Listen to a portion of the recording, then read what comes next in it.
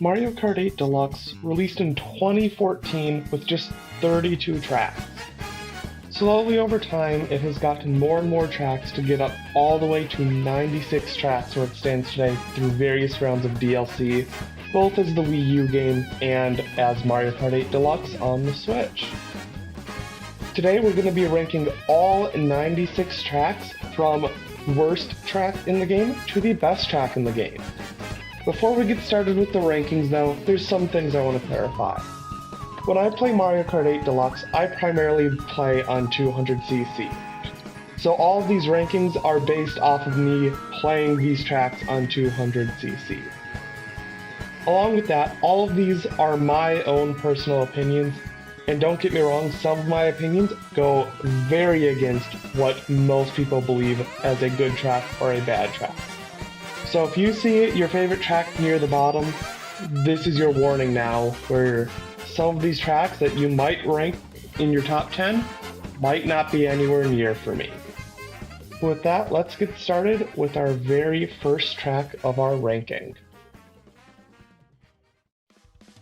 At number 96, we have Excite Bike Arena.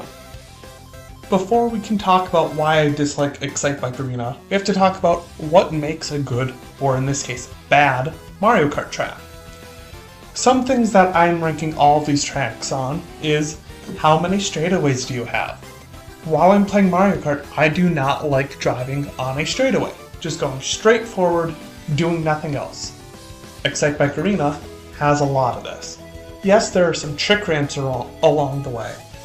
However, some of these trick ramps are just going to send you off the track anyways, and if you could avoid it, you're not going to go over any of them, because it feels very slow in some cases to go over these trick ramps. Along with that, Excite Bike Arena, it's just a giant oval. We've had an oval before as a Mario Kart track. We've done it before, we didn't need it again. It was already pushing it once, we don't need it again. That is why I hate Excite Bike Arena, and it deserves the last position on this ranking.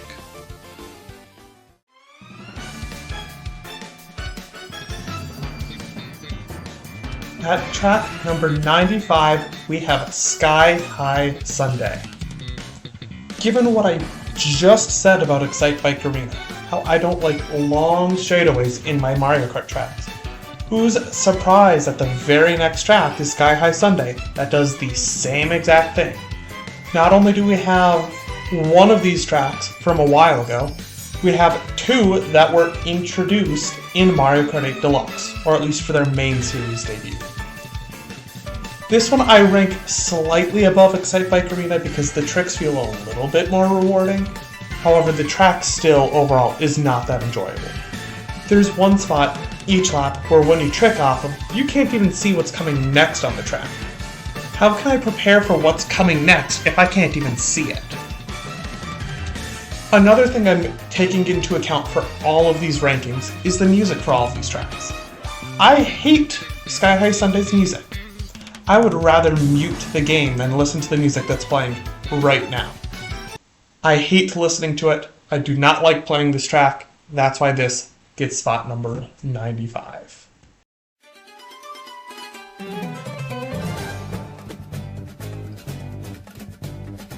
Track number 94 is Bone Dry Dunes.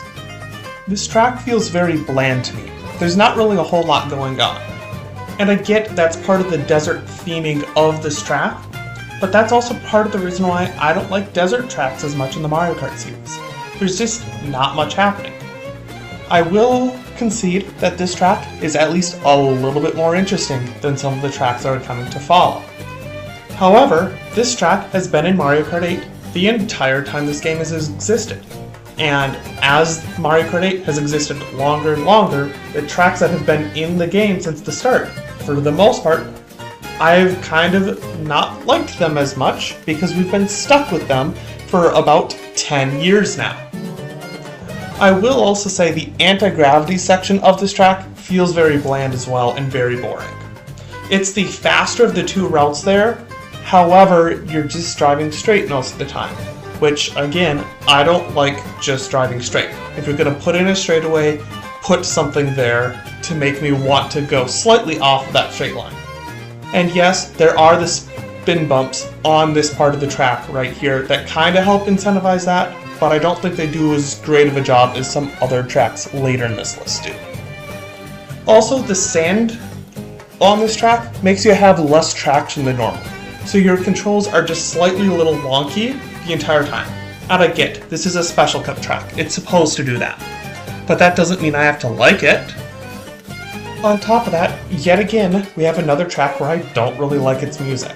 I find the music very boring and repetitive as well, again, mainly because it's a desert track, and I don't like the music for a desert track as much either. So both the tracks and the music both bring this track down to number 94.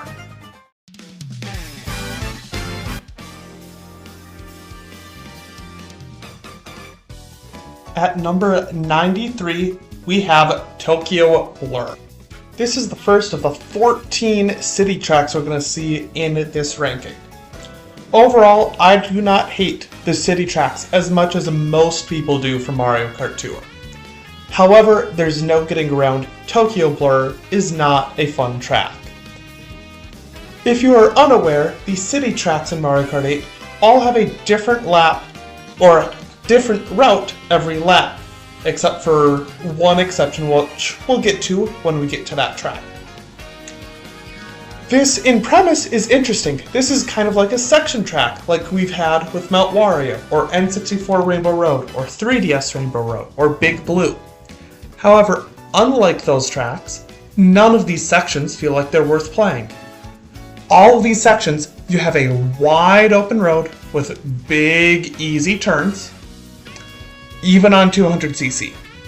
Along with that, the thwomps that are on the track might as well not even be there.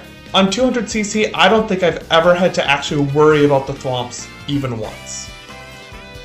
The music, for the first time in this whole video, is a track I actually enjoy. And the music alone is the reason why this track is not number 96.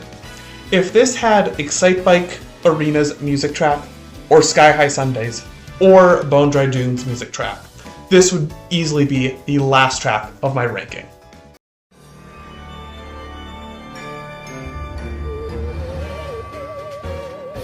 At number 92, we have Twisted Mansion. This is a track where if I made the rankings when Mario Kart 8 first came out, this would probably be in the top half of the list, but a few things have changed in my opinion since then. The first is instead of racing on 150cc primarily, I race on 200cc primarily. What that changes is one particular part of the track towards the end, specifically the glider section. There is one turn that is near impossible to do on 200cc coming out of that glider section. Some of you may say that is a skill issue, and sure, you might be right. But just because it's a skill issue doesn't mean that can't be a reason why I don't like the track. Right here is that section. I know it looks like it was done well. However, that's not usually how that curve goes on most times for this track. Another reason why this track has fallen a lot for me is just more tracks have been added to the game. And the tracks that have been added, for the most part, are all better than this. Again, with what I said for Bone Dry Dunes, this has been there since the start. And a lot of those tracks that have been there since the start have fallen way down in my rankings for me. The music for this track is very hit or miss for me. I love the haunted and creepy atmosphere that it brings to the track, and it really fits the track well. But this would not be a song I would listen to in my spare time while doing anything else. This is why Twisted Mansion takes spot number 92 in our ranking.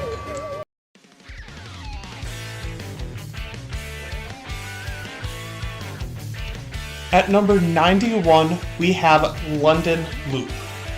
I know how it looks. During Tokyo Blur, I said I generally enjoy the tour tracks, specifically the city tracks. But London Loop is another one I just can't ignore, and I do not like this track. Let's start with the cloudy atmosphere. I get why they went with that choice. London is known as being a very cloudy city, so I get that choice in making the Mario Kart track. but that also just makes the course feel very bland and lifeless. Why am I going through a city, specifically London, one of the most well-known cities in the world, and it feels lifeless? Along with that, the route of the path, or the route the track takes. That route has a lot of straightaways on it, whether if it's driving by buses, going through some building that has some shops in it, this section right here with the starting gate, driving over the bridge. I get sometimes the bridge is up, you get to do a trick, that's fun. But if the bridge is down, it's just another boring straightaway. You can see all of them on that very overly complicated mini-map. When I'm looking at the mini-map of a city track, I have no idea where it wants me to go next because it's all 3 routes all combined into one track. I also feel like this is a good time to bring up the graphics of the Booster Course Pass. I know a lot of people say they don't like the graphics of those tracks, and I get it, they're not as good as the base game tracks. But while I'm racing through a track, my eyes are not looking at all of the stuff around it. I'm looking at where my character is on the track and focusing right there. I'm not taking in all the sights. That's why I don't really mind the graphics, and that's why some courses that you may be shocked that you haven't seen yet are not here. The music for this track is also kind of bland. I don't really like the rock music aspect that they're going for this track, but it's a choice that they made, so we just kind of have to deal with it. And that's why London Loop is number 91.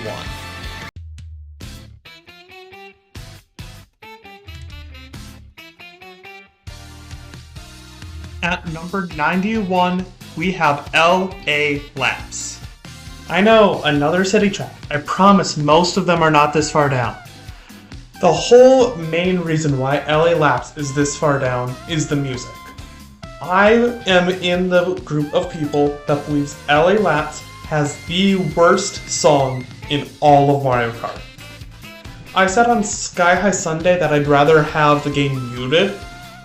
That cannot be any more true than on LA Laps. I hate this song, and yet it is still somehow better than the tour version. That is just how bad this song is, where I think this is the better of the 2 official versions. Now the track itself. Lap 1 is a very, very boring lap. It has a long straightaway going through the pier, a long straightaway here with a very wide turn into a long straightaway. Then you get to do a few curves here on this section as you get to fly over Dodger Stadium. This is actually a pretty cool part, flying over Dodger Stadium, a very iconic baseball stadium. And then the rest of the track is downhill from here. I do like getting to drive through Rodeo Drive. But then on section 3, you go through an oil field. Why? It doesn't look pretty. I know the whole track doesn't look pretty because it's the Booster Course Pass, but this section in particular looks very, very bad. Also, it's just a very long straightaway with a very slight curve to it. And that is like a third of that section. Why did they choose to put this as the third and final part of this track? It does not leave a good lasting impression. This is why LA Laps falls to spot number 90 on this list.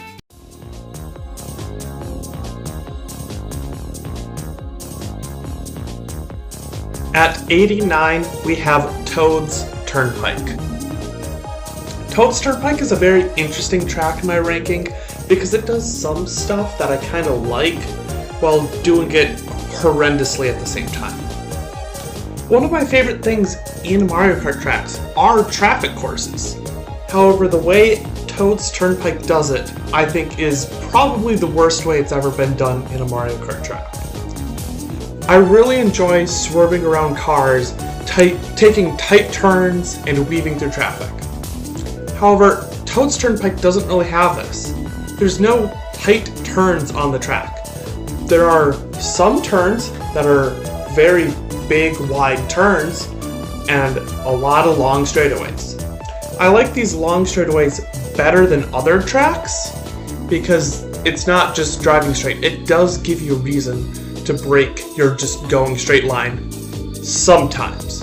if you get into the right lane or into the right position, you can just drive straight still in those straightaways, and it makes no difference. The music for Toad's Turnpike, I do think, is one of the most unique tracks. We haven't really gotten too much like this in the way it's like musically told to us. However, there are little snippets taken from it that appear in a later track, and I think the way that later track does it is much better. This is why Toad's Turnpike takes spot 89.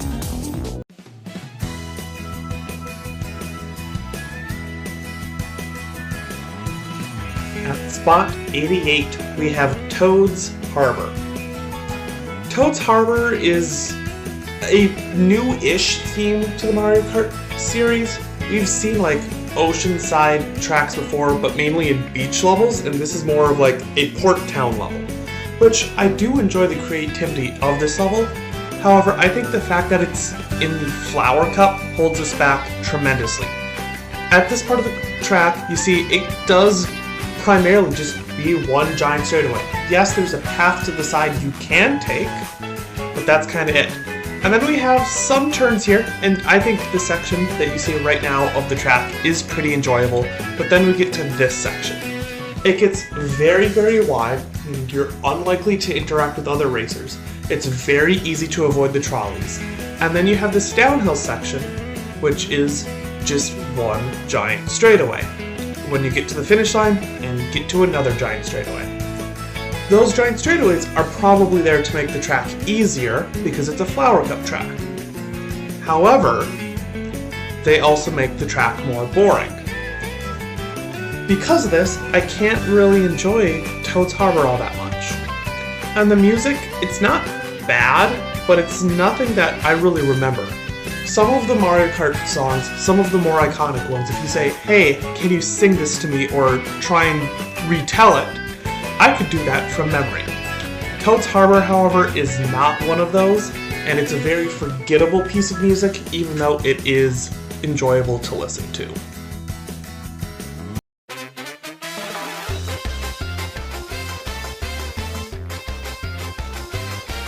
At 87, we have Baby Park. Oh, Baby Park, it certainly is a track that exists in Mario Kart. My biggest problem with it is, surprise, surprise, the straightaways. This track has 14 of them across the whole track, 2 on each lap for 7 laps. What does redeem this though, and what makes it higher than some of the other tracks we've seen, like this, like Excite Bike Arena and Sky High Sunday, is it's at least small enough so all of the racers are grouped together, so there's actually a lot of interaction with the racers. It gets to the point where first place will pass 12, and then it's just a whole huge hodgepodge where everyone has to deal with everyone else. You might have to worry about being hit by a star or a bullet, even though you're in first place, because you just passed 12th place and they're going to use that to go past you again and be unlapped. The music also adds to this chaos. I feel like this is the perfect music track to go with Baby Park. It's very chaotic and very in your face, which so are babies. They're chaotic and in your face. Fits Baby Park to a T. I also like how the music gets ever so slightly more intense every single lap of the track until you get to that 7th lap, which is your typical, ooh, final lap, time to really speed it up. However, it is Baby Park still. Because of those straightaways, it can't get any place higher than this.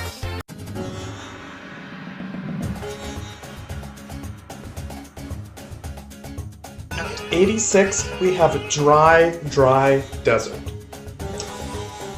The biggest problem that I have with the base retro tracks in Mario Kart 8 is they were trying to not repeat any retro tracks that they already had earlier in the series. There's no tracks that were retro tracks in DS, Wii, or 7 that were retro tracks in the base game of Mario Kart 8.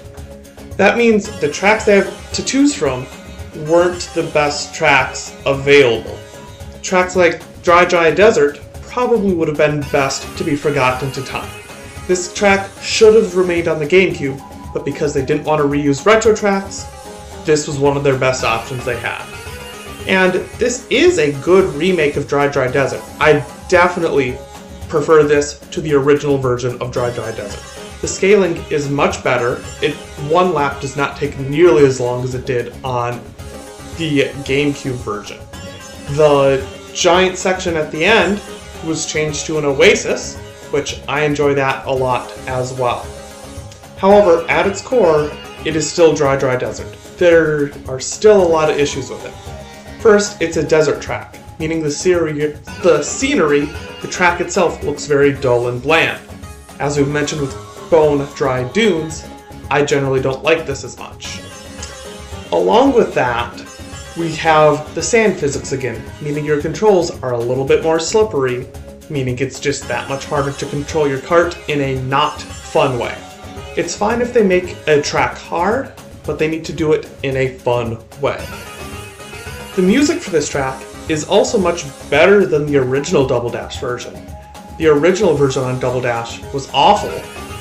This is at least serviceable. It's something you can at least listen to during the track, even though it's still not a great song.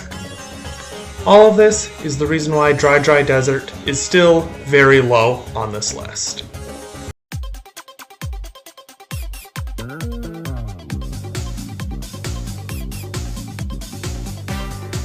At 85, we have Cheeseland. Cheeseland, if I made this list when Mario Kart 8 Deluxe first came out, this probably would have been one of my top 20 tracks.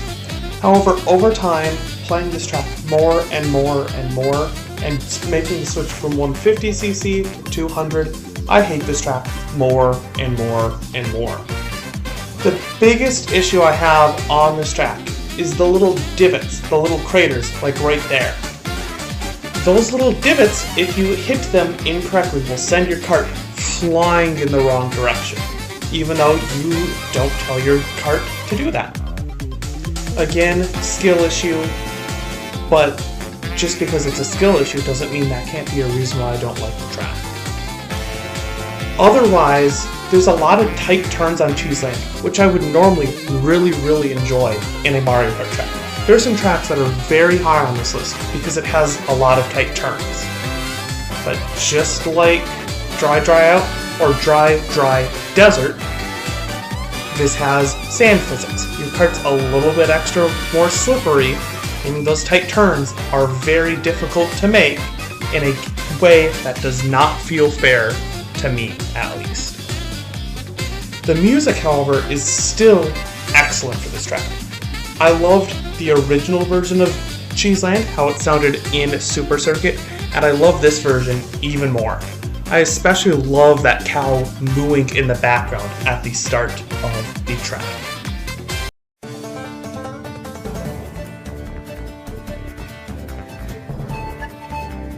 At number 84, we have Shy Guy Falls. Similarly to Cheeseland, if I made this video when Mario Kart 8 Deluxe first came out, this would also be a very top track in that game. Similarly though, it has fallen a lot over time to the point where I hate this track a lot.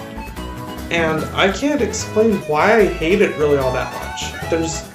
With what the track is, I shouldn't really hate it as much as I do, but for whatever reason, something about this track, whenever it comes up, makes me not want to play it.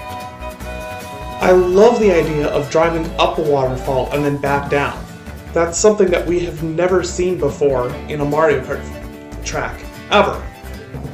I do think the trip back down the waterfall could have been a little bit better because it is just a straightaway. They could have done something like they did going up, where there's the boost panels that you can swerve between. There is one turn near the beginning, you saw me mess it up just a little bit ago, that is very harsh on 200cc, and that would also probably add to why I don't like this track as much. The music is fine on this track. It's nothing to write home about. It's not like something that's going to be a hard hitter like some of the other Mario Kart music that exists, but it perfectly serves what this track is trying to do. Along with, I love towards the end that you hear the little Shy Guys miming while you are driving by them.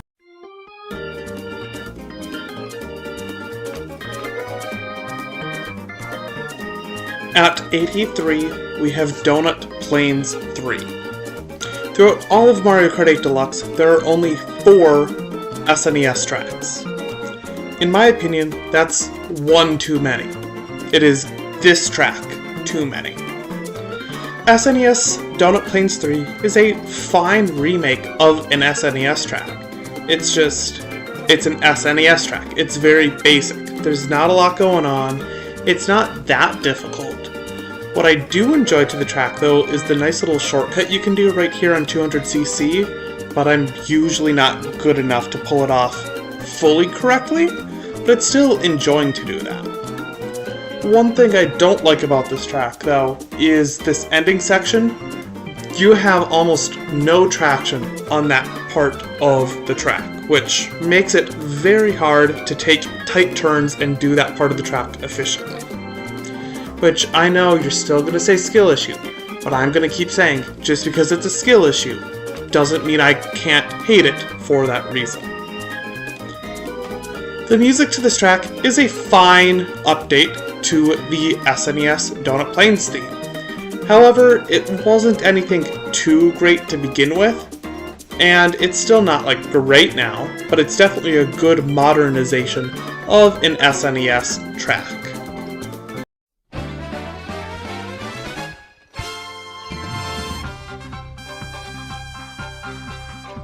I said that some of these placements are going to be controversial.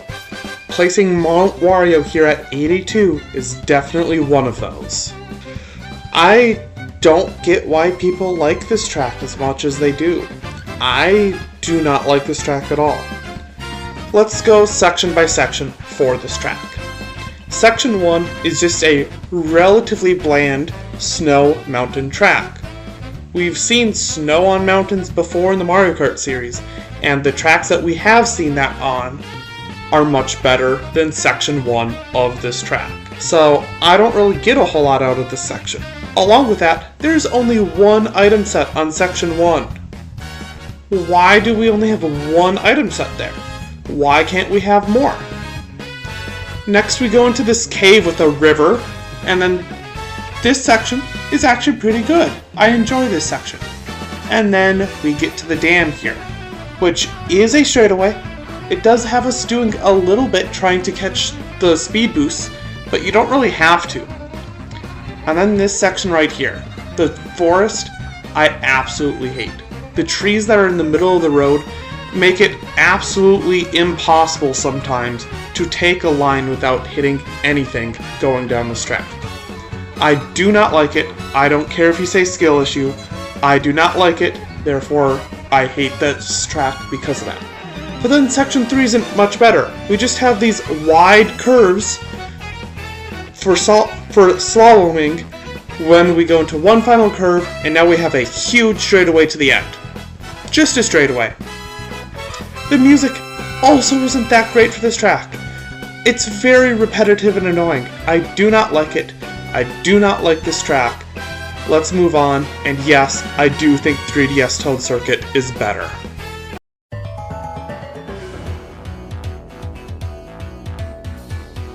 At 81, we have Thwomp Ruins. Whenever I play Mario Kart 8 Deluxe, I feel like this track always comes up no matter what, which I don't really get why. It's not a track I hate, but I don't love this track either. Thwomp Ruins also indicates the first group of tracks moving out of the group that I hate. Everything below here I've hated. These are tracks that I can tolerate. Thwomp Ruins is an alright finisher to the Mushroom Cup, but it's a Mushroom Cup track. It's supposed to be easy, and the way that Nintendo often does these easy Mushroom Cup tracks is with long straightaways. I don't like long straightaways without anything to do. This section right here is just a long straightaway. Yeah, sure, you're gliding, but there's not much to do while you're gliding. I do enjoy, in this section here in the cave, the little cogs that roll down, and will open up that middle path there, but that only happens on lap 3 when you're driving on 200cc. You're too fast where it doesn't even happen on lap 2 when it would normally start if you're driving on 150. There's also these swamps here, which makes sense, it is swamp ruins, but you're not going to hit them all that often. I know there I did, but that was because an item brought me into it. I didn't hit it on my own. You're never going to hit the swamps on your own. In the section that does open up towards the middle of the track, I do enjoy it for giving you options, but what I don't enjoy is that it's still basically a straight path through. Almost all of your options are a straight path. The music is also very mysterious, which gives you that vibe of the ruins, which I enjoyed quite a bit. However, I do think it could have been slightly better, so it's not the greatest song, but it works for Swamp Ruins.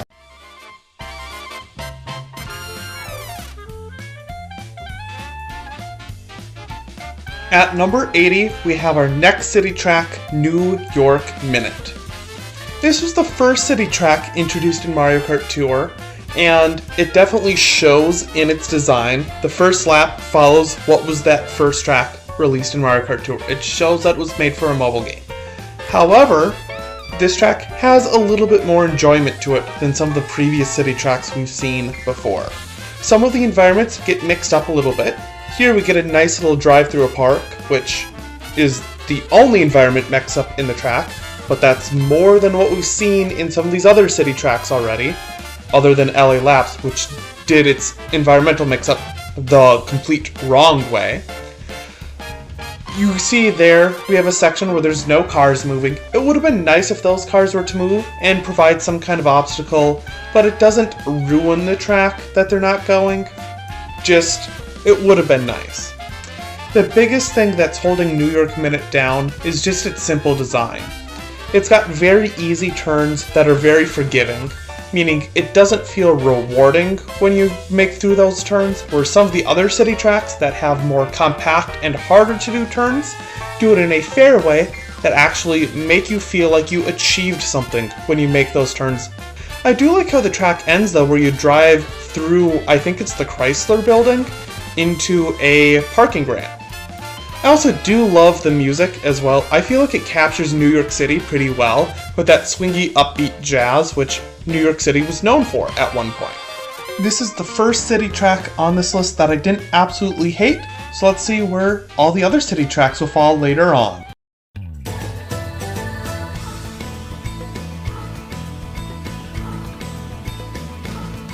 At number 79, we have Wild Woods. If this ranking came out before the Booster Course Pass happened, this track probably would have placed a little bit higher on this list. However, my biggest issue that I have with Wild Woods is it takes its theming almost directly from another Mario Kart track. And it was fine at first because that track wasn't in Mario Kart 8 Deluxe. But from the Booster Course Pass, that track is now here. It does have some differences that I wish it expanded more upon, like the Shy Guy tree fort or tree city it has right there. I feel like that would have been a great idea that they could have expanded on more in this track. However, as it stands, it mainly just feels like they're trying to copy what they did for a different Mario Kart track on this one. And because that other Mario Kart track is in the game, it just kind of makes me not want to play Wild Woods and play the track that it feels like it was influenced off of anyways. The music for this track is pretty good, but it's nowhere near the best this game has to offer. It is yet again another song that is enjoyable to listen to during the game, however, it's not one that I would listen to outside of playing Mario Kart 8.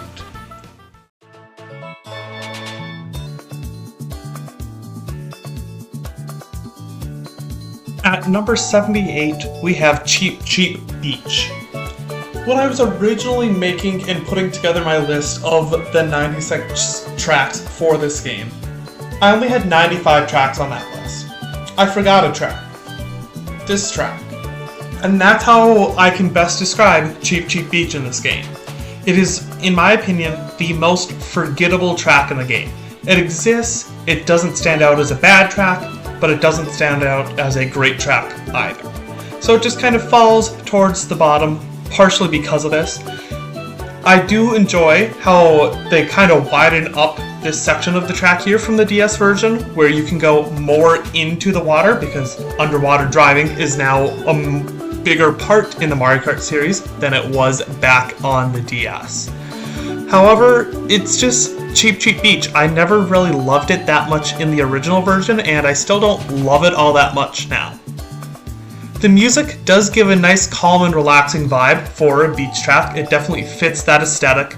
But again, like we're going to hear a lot about the music around this section, it works for the track, but it's nothing I would listen to on my own outside of playing the game.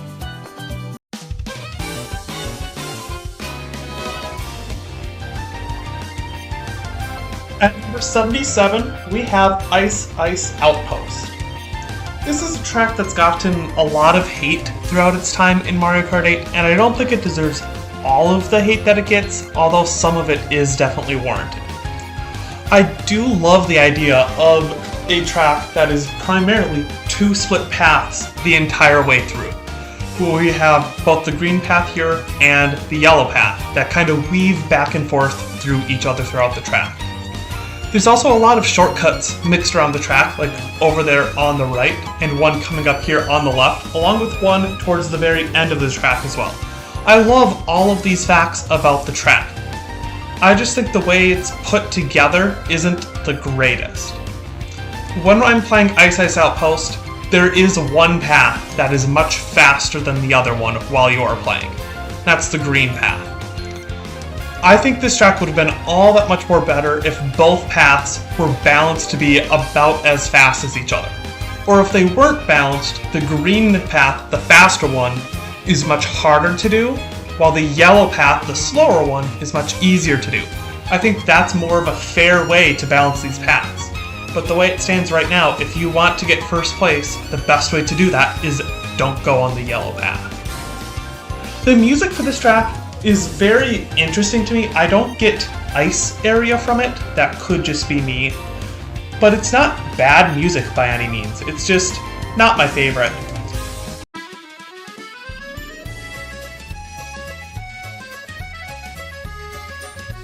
At number 76, we have Paris Promenade, our next city track on this list. Earlier when I said all of these city tracks have a different route on every lap except for one, Paris is that exception. As the first city track introduced to Mario Kart 8, they were still figuring out how they wanted to introduce them to the game. Paris, laps 1 and 2 are exactly the same as each other. Whatever you do on lap 1, you can do the same exact thing on lap 2. And then lap 3, instead of being a whole brand new route, is just the first 2 laps backwards. I still like this kind of change where not all 3 laps are exactly the same.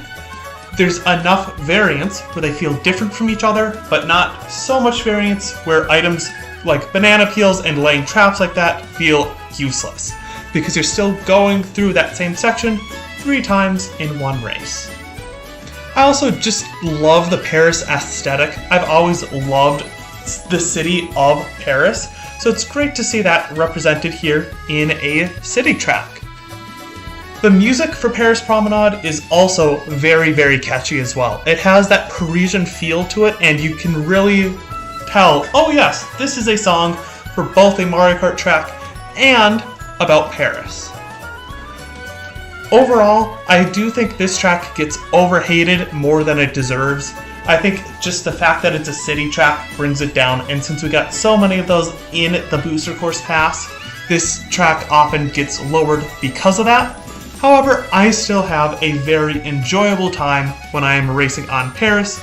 I just wish the design, the layout of the track was just a little more complex. But as it was the first city track introduced in Mario Kart 8 Deluxe, it's no surprise it's not that difficult.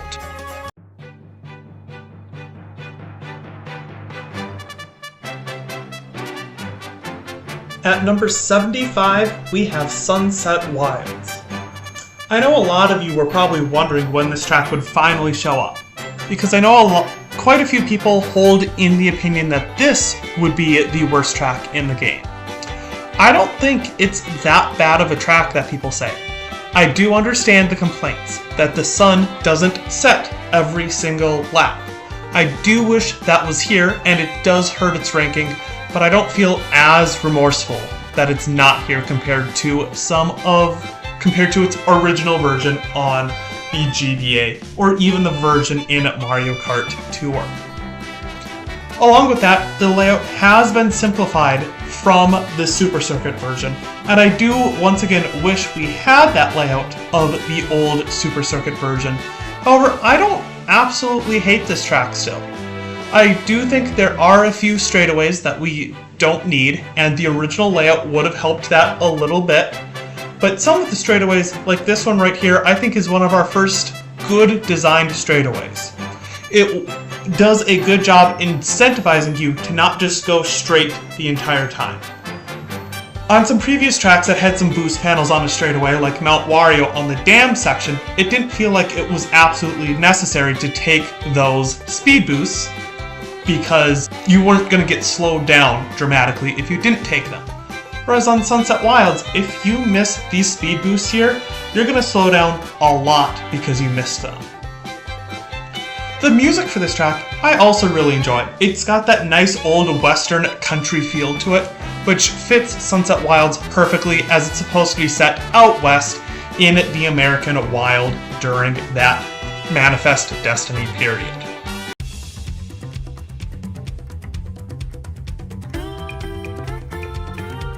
At number 74, we have a Calamari Desert. In this track's original N64 version and Mario Kart 7 version, I did not like this track all that much. It felt very bland, you're just driving in a weirdly shaped oval for the entire time, and it didn't really change up that gameplay very much. On the N64 version, it'll let you drive on the train tracks, however, you couldn't really do that and get a lap count. What I really enjoy about this version of Calamari Desert is how it mixes it up from its previous versions. Lap number 1 is just your basic, regular Calamari Desert.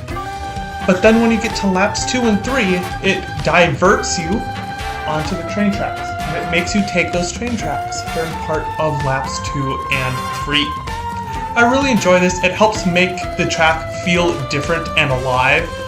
It also incorporates something that you were able to do on the original N64 version that is now part of the track. You need to do this to progress in the track. I also love how this forces more interactions with the train as well.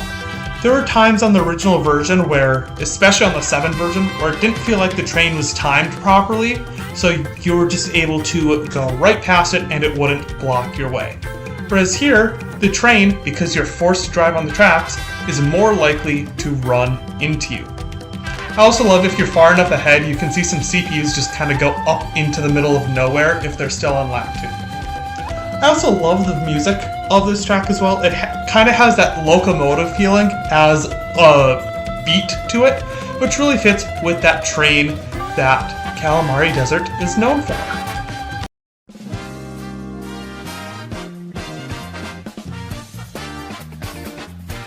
At number 73, we have GBA's Mario Circuit.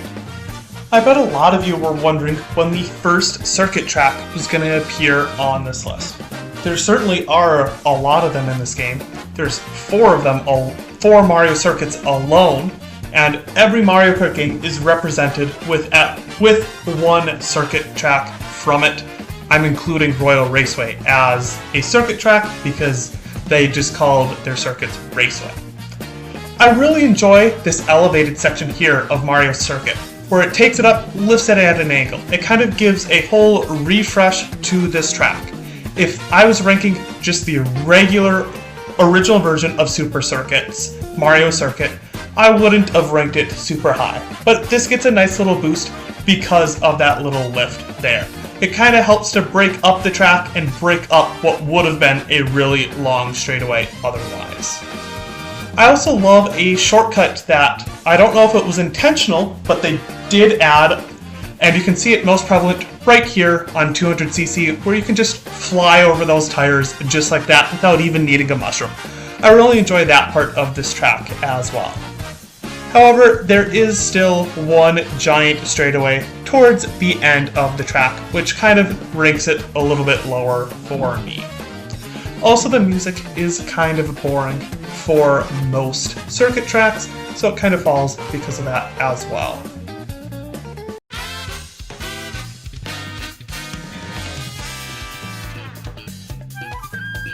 At number 72, we have Bangkok Rush.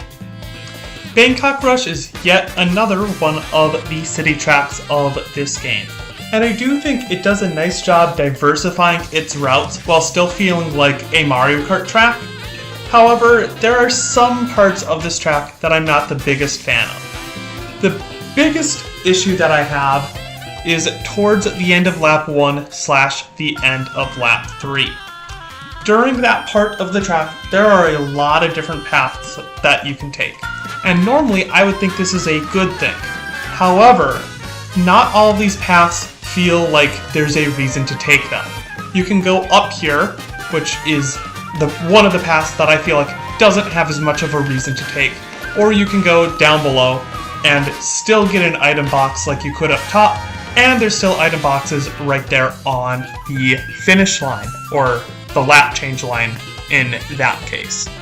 But I do like how it breaks up the gameplay. There's not a lot of huge straightaways on this track like some of the previous ones, and the straightaway that we do have here kind of helps to break up that gameplay as well with those boost panels, although they could have done a better job trying to break it up than just going straight.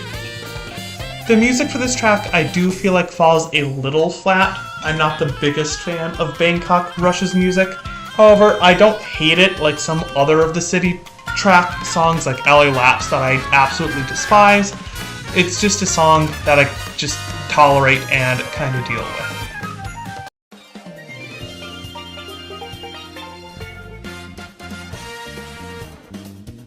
At number 71, we have Water Park.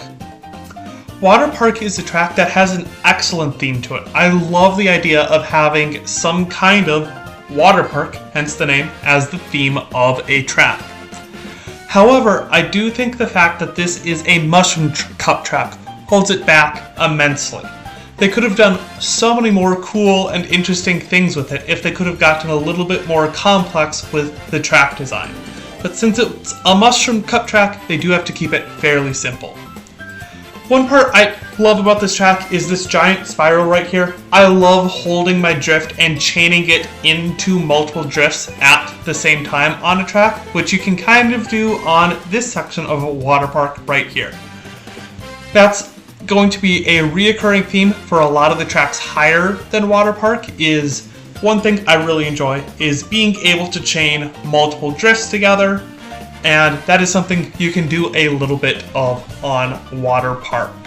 I also love what they did with the music. They do this for most water tracks, where above water and below water have two different music themes that kind of match the quietness of being underwater or the excitedness of being above water. I also just love the energy both of those versions bring to make the track really come to life and feel like a water park.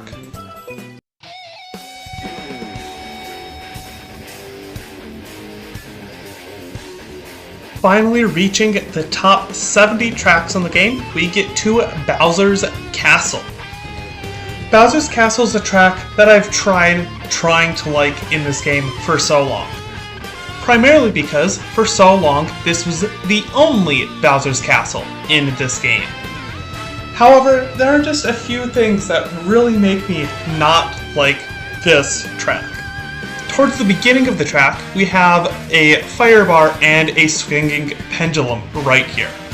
On this track, on 200cc, it's really hard to tell where that swinging spike ball pendulum is.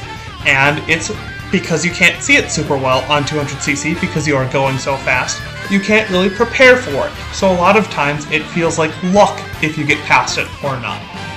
The same thing goes with the giant Bowser statue towards the middle of the track. You can't really tell which side he's about to punch until you already have to commit to a side on 200cc.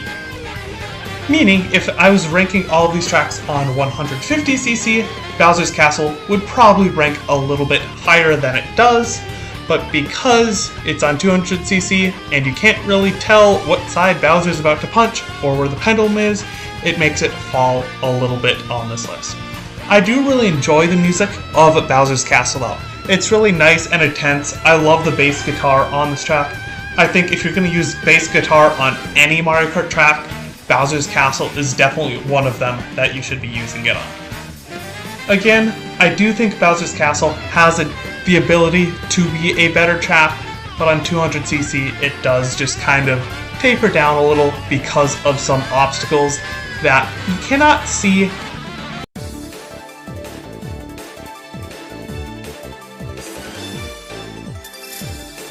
It would not be a Mario Kart video if we did not have a Rainbow Road following a Bowser's Castle. Coming in at place number 69, we have this game's original Rainbow Road. This Rainbow Road just disappoints me a whole lot when you compare it to the other Rainbow Roads that are in the series, which is hard not to do considering there are 5 Rainbow Roads in this game. I do enjoy the difficulty at the beginning of this Rainbow Road on 200cc. This beginning section is incredibly difficult to do without falling off on 200cc. I also love the path change shortcut that they have coming up here on Rainbow Road as well. What brings this Rainbow Road down for me and makes it kind of a disappointment is it loses a lot of the whimsy and that magical feeling that Rainbow Road usually does have in a game. I think the space station theming of Rainbow Road kind of subtracts away from that mysterious nature that it has. It feels like a lot of the Rainbow Roads are just something that's out in the middle of space that someone just kind of stumbled upon, where a space station Rainbow Road feels more man-made and out of place. The music for this track also kind of lets me down. I really don't like the instruments they chose for this track. I do not think a bass guitar or an electric guitar is the right move to go for a Rainbow Road. It's supposed to feel magical, and that guitar kind of distracts from that magical feel. I know if they chose different instruments, I would like this song so much more. Every time I listen to some fan-made version of this song, I really like it. But the instruments they chose just really make me not like this specific version of Rainbow Road. But like I said, there's 5 in total in this game, so let's see where the other 4 Rainbow Roads will fall later on this list.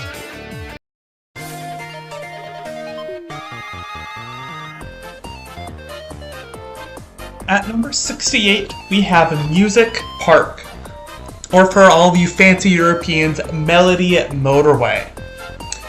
I really struggle with how I feel about this track. I really love the theming of it. It's supposed to be themed after the music of Mario Kart. And overall, the music of Mario Kart is held very high, as there's a lot of great songs in many of the Mario Kart games' soundtracks.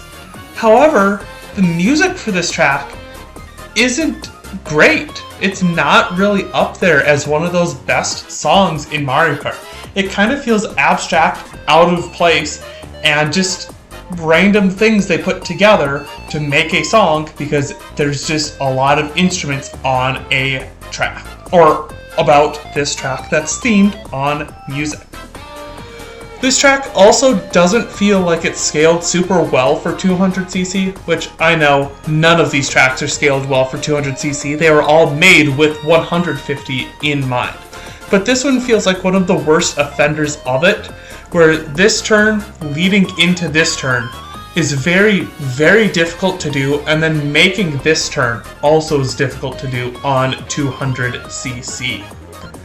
And then we have this long straightaway here with those dancing music notes, which I do enjoy how they break up the straightaway a little bit, However, I don't think they do a great job of that because they also allow you on laps 2 and 3 to take a glider ramp and skip all the way over those music notes anyways.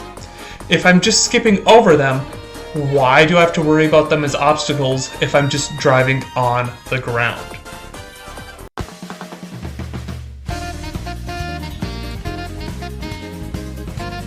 At number 67, we have Dolphin Shoals.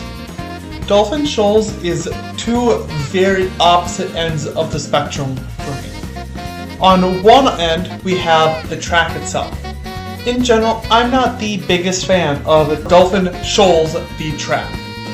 There's a big straightaway coming up here, with the only things to break up the straightaway are these ramps here.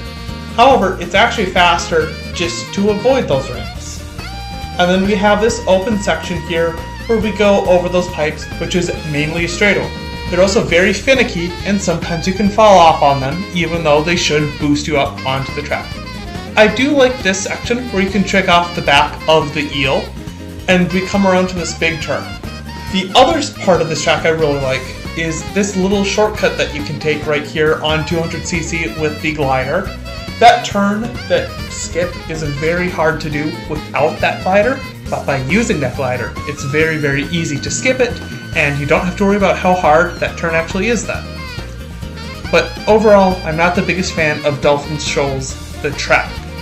What I do really enjoy is the music, especially this section here when you pop out of the water, with that saxophone that just comes roaring in after hearing just that subdued version of the underwater. I also really enjoy how on lap 3, it only plays that sped up version of above water, even though you're still below water for most of the track. So it would be a lie if the huge reason why Dolphin Shoals is up this high is mainly because it is carried by its music.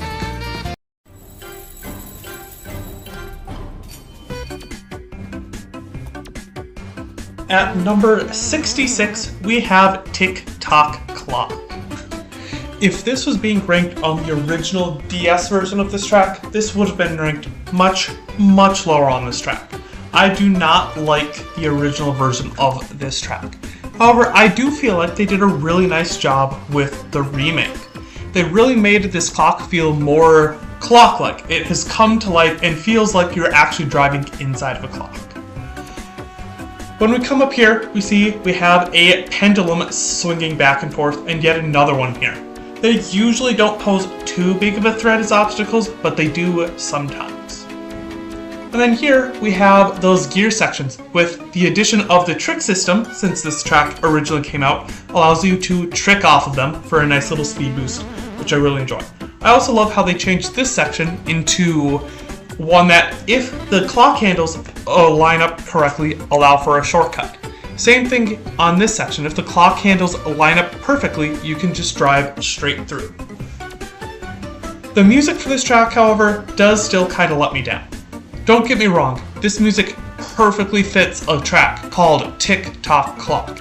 It sounds just like you're driving on the inside of a clock, which is exactly what this track should feel like musically. However, the way it sounds doesn't sound much like a song. So it's definitely one of those songs that I would not listen to on my spare time, but I can at least appreciate it for what it is, because what it does is really, really intricate and fits the track really well.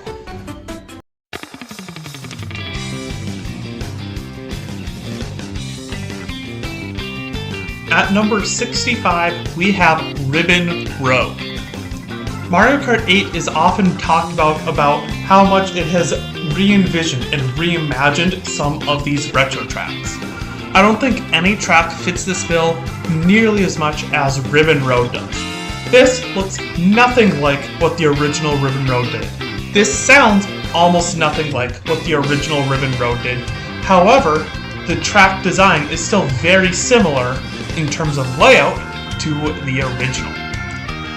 The reason why I don't have this track higher compared to most other compared to most other people, a lot of people think this is one of the best tracks in the game, is because of this section. Specifically, one issue I have with the way this game controls, being that the drift button and the trick button are the same button in Mario Kart 8 Deluxe. There are a lot of times that I have fallen off on that section of the track because I have wanted to go and try and start a drift because I know there's a turn coming up that I need to drift around, otherwise I will not make. However, because that section is also wavy, sometimes instead of a drift, if you're on the right part, it's going to give you a trick instead, and that trick speed boost is going to send you right off the edge. Because I've had a lot of frustrating moments like that on this track, this is why I kind of put this track more on the bottom half because of that fact of the mechanics and controls of the game kind of go against what part of the track is. The music for this track is very unique. It has almost a surfer aspect to it, which I would not have guessed music to pair with a track that takes place in a child's bedroom. It feels very weird and mismatched, but at the same time it feels appropriate at the same time. I can't really describe why I feel that way. It's just one of those weird feelings that just kind of go together well and make a cohesive Mario Kart track.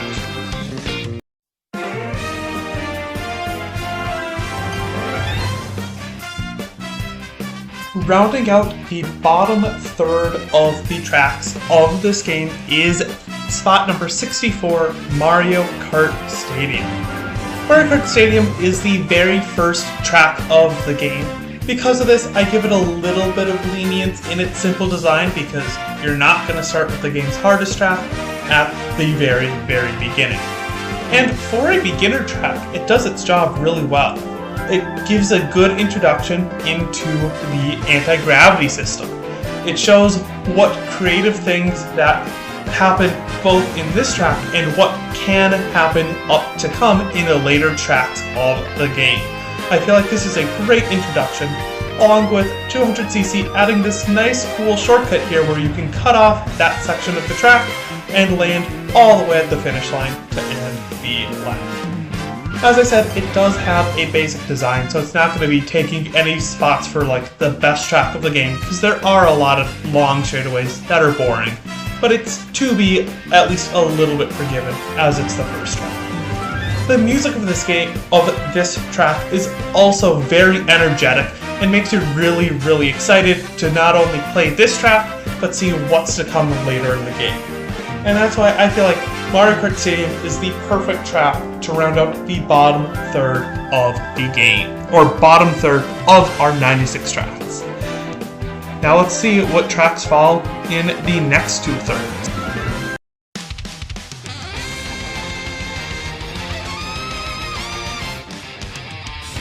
At number 63, we have our first of two F-Zero tracks, Mute City.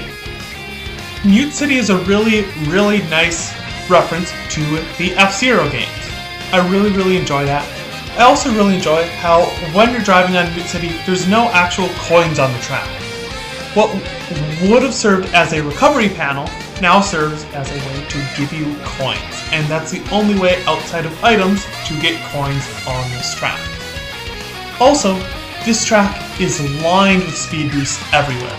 So you're already going fast because it is 200cc, and now you're going even faster because of these speed boosts. However, this kind of takes away from the track for me a little bit because it makes it very hard to catch up if you are behind.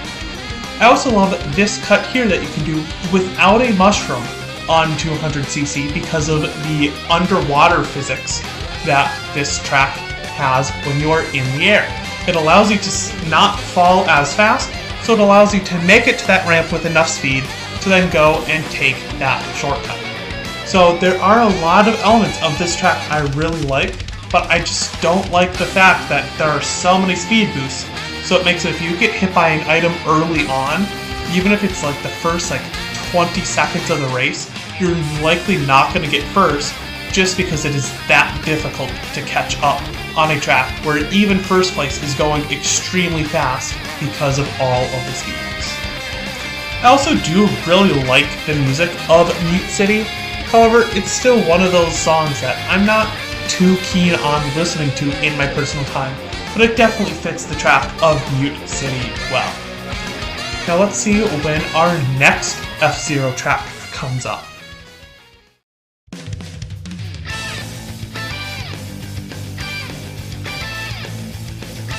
Well, that didn't take very long for our other F-Zero track to come up. At number 62, we have Big Blue. Big Blue is a track that is so close to being a really great track in this game, but there's just one part of this track that really brings it down hard for me, and it's a huge turnoff. To start though, this track, just like Mute City, has no coins on it. It has recovery panels yet again, and those are the only ways to get coins outside of the coin item in the game. There's also all these tracks here. Some of them speed you up, some of them slow you down. But between the off-road and the slowdown conveyor, there's a little strip there that you can just drive on just in between, which is the fastest way. There's also a big shortcut, very notorious on Big Blue here, that I am not good at. However, unlike other tracks that I have put low because I am not good at them, I don't hold this against Big Blue because it's a shortcut. If a shortcut is hard, that's fine, I can't hold that against the track. But if a track itself is hard, I'm going to rank a track lower because of that. However, this final lap here is what really does it for me. This track ends on just one huge giant straightaway. It builds up to absolutely nothing at the very end. This is why Big Blue is dragged down significantly, even though the music is also a banger and the first one that I would listen to just on my own time outside of the regular Mario Kart 8 game. But this ending here does not do it for me.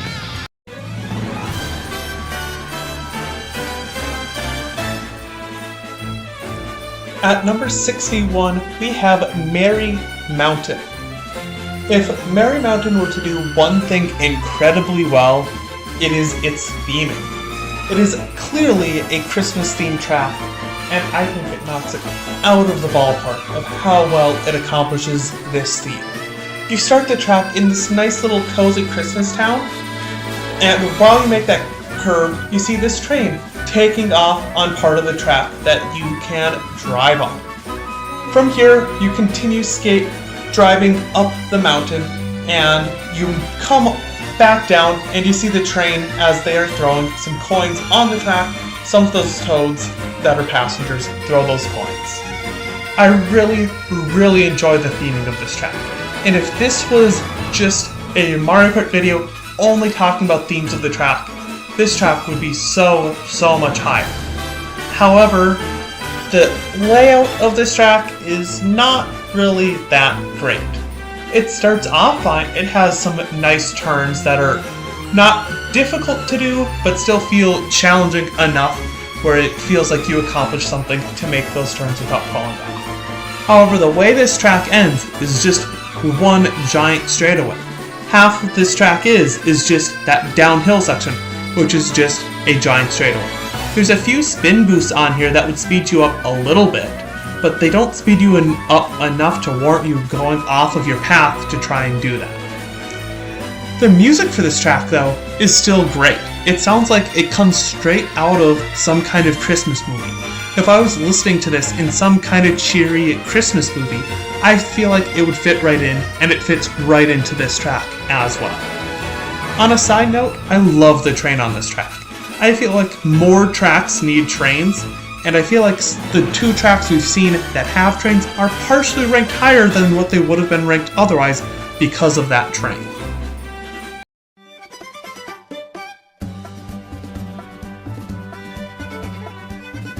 Coming in at number 60, we have our first Wii track of this video.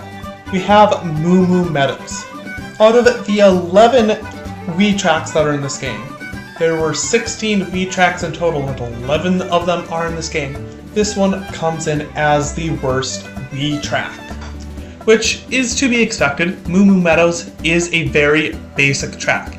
It was originally the second track of the game on Moo Moo Meadows, and this is the first track of the retros. So it's in there to be a simple track. And because of that, there's a lot of designs here where, especially the very start of the track and towards the end, where we just have some straight lines here.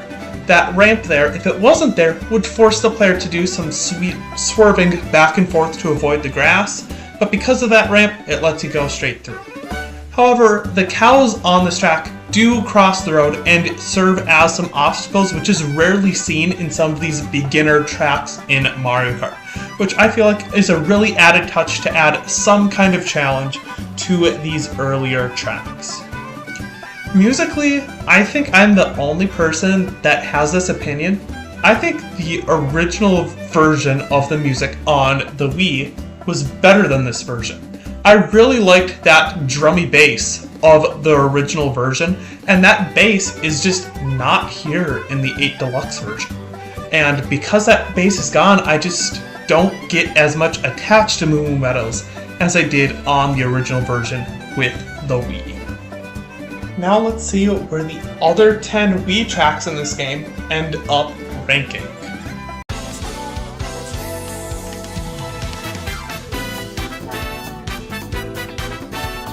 Coming in at number 59, we have our next city track, Sydney Sprint.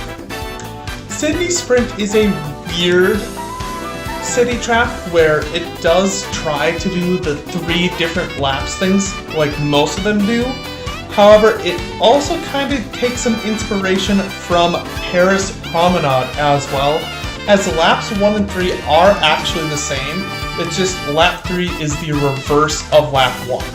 But the way the track drives, it doesn't really feel like lap 3 is just lap 1 again. It feels like a brand new lap. Out of Sydney Sprint, this section here is probably the worst, where it's just one giant straightaway where you just pick the side of the ramps to go on and just drive in a straight line. And you do end up driving through that section on a lot of the laps of this track. I do enjoy this section here going through the park, as it continuously snakes back and forth, allowing you to chain drifts together. And chaining drifts, to me, just feels so satisfying to do in Mario Kart. Sydney Sprint also has incredible music. I love the music of Sydney Sprint. It really, really goes hard, and is another one of those songs that I would listen to in my own personal time, not even when I am playing Mario Kart 8 Deluxe. Overall, I really enjoy Sydney Sprint, and I really want to put it higher.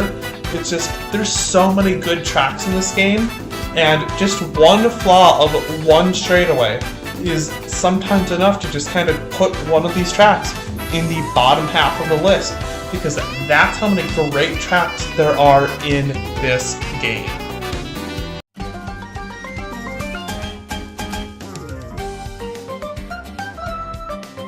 At number 58, we have Piranha Plant Cove. Piranha Plant Cove is one of the few tracks that takes the concept of a city track with every lap being different and applies it to a track that is not a city track. I really do love the concept of these city tracks, where it's not these giant one-lap tracks, but it's rather a track that's still small and compact, but is different on every single lap. The one thing that really holds this track back for me is the underwater. This game just feels very sluggish underwater whenever you are driving, and this track has a lot of part of it that takes place underwater, which is a very, very cool design choice, but not exactly my favorite. There are a lot of shortcuts on this track, however, some shortcuts are way too hard for me to even attempt doing in a race, but it's really cool seeing a track in Mario Kart 8 Deluxe that has these shortcuts, because a lot of these tracks that once had shortcuts in the past have had them removed now. The music for Piranha Plant Cove is also kind of lackluster for me. I'm not the biggest fan of it. It just is there. I don't hate it, but I don't like it either. Another one of Piranha Plant Cove's biggest flaws is just at the beginning of the track, you're just driving straight for so long without anything to do than go straight.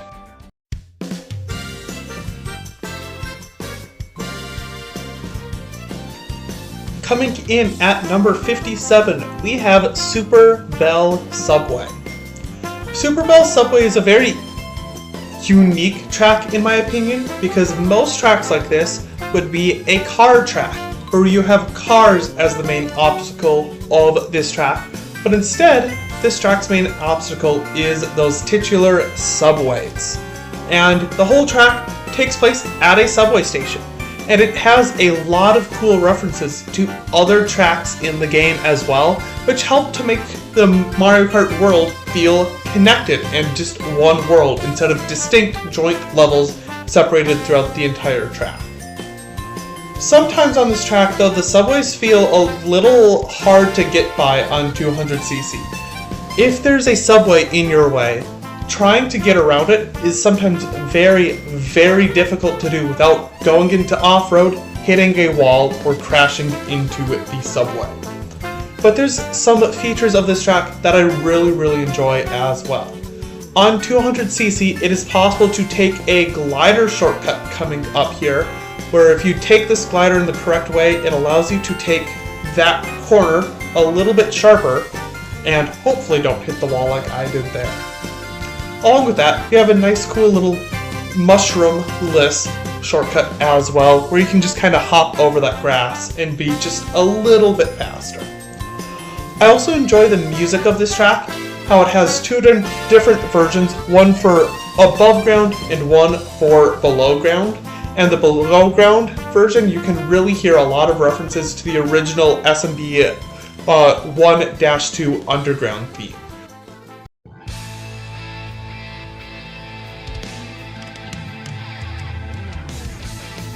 At number 56, we have Rock Rock Mountain. Rock Rock Mountain is a track that takes place on a mountainside, obviously hence the name. I really enjoy this track for what it is. It does a really great job of showing off the glider feature that was added in Mario Kart 7 when this track was also introduced. It feels really cool to be at the top of the mountain and gliding down all the way from the top. However, at the same time, as cool as that is, there's not a lot of interesting gameplay while you are in your glider.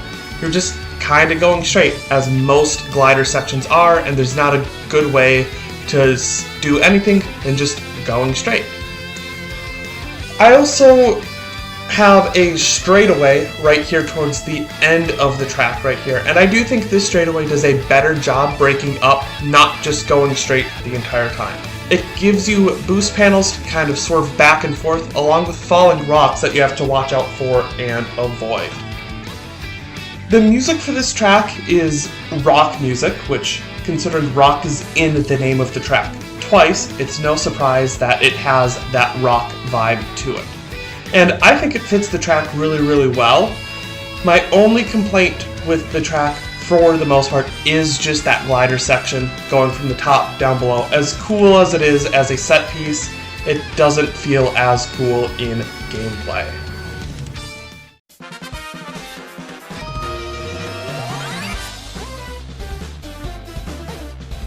At number 55, we have Piranha Plant Slide. I really like Piranha Plant Slide as a track, and I really love the theming that it has. It's themed around the level 1-2 of Mario Bros., the original Super Mario game. And it starts by starting above ground, but most of the track takes place below ground in some kind of sewers in rushing currents. It also gives a nice balance between you want to stay towards the middle to stay in that rushing current, because that's in general what is fastest, along with sides on the, or to the left and the right side of that rushing current at times, can also be like, okay, do I want to stay in the middle or go off to the side? I also love how they revamped this underwater section here from Mario Kart 7. It made it feel more open and big and has a bigger scale than this track does in the original version.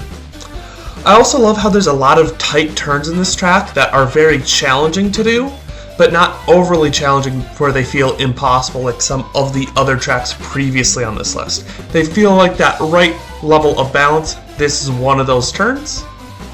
I also love the music for this track, as it does a really great job incorporating that theming of the underground theme of the original Super Mario Bros. As well. The only reason why this track just kind of is towards the bottom half of this list is, for whatever reason, the glider section coming out of that tunnel is like really janky sometimes, and I don't quite know why. Most of the time it works just how you want, but sometimes it just doesn't let you get all the way up to the track, or sometimes it overshoots you and makes you hit the wall, which also makes you fall off. Other than that complaint though, I really enjoy Piranha Plant Slide.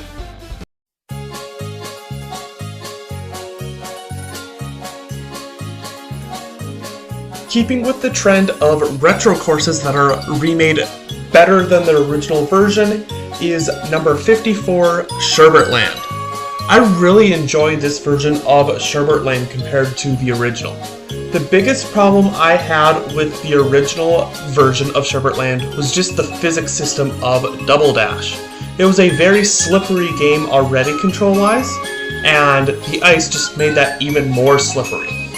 Where now, this version of Sherbet Land, because Mario Kart 8 Deluxe's controls are not as slippery, you feel like you just have more control on the course. I also really enjoy this section here. It allows you to chain multiple drifts together like this. I also love how they added underwater sections to this track as well, where you used to fall off in some of these sections, but instead now you just go underwater and have a different section to drive on. It's still a slower route than the top route, so you still get penalized for falling down, but it is not falling off. I also find it interesting how they added a glider ramp on this track. For the longest time, I didn't even know that Sherbet Land even had a glider. I also really enjoy the scenery of this track as well. It makes it feel very much like a winter cozy vibe, which the track is trying to go for, and the music certainly does help with that as well. The only detracting factor I have for this track is the very beginning. It's just one very wide turn, and the Shy Guys that are there are less likely to run into than they were in the original version as well, making them a lot less of a hazard than what they were. Otherwise, this is an excellent remake of a GameCube track.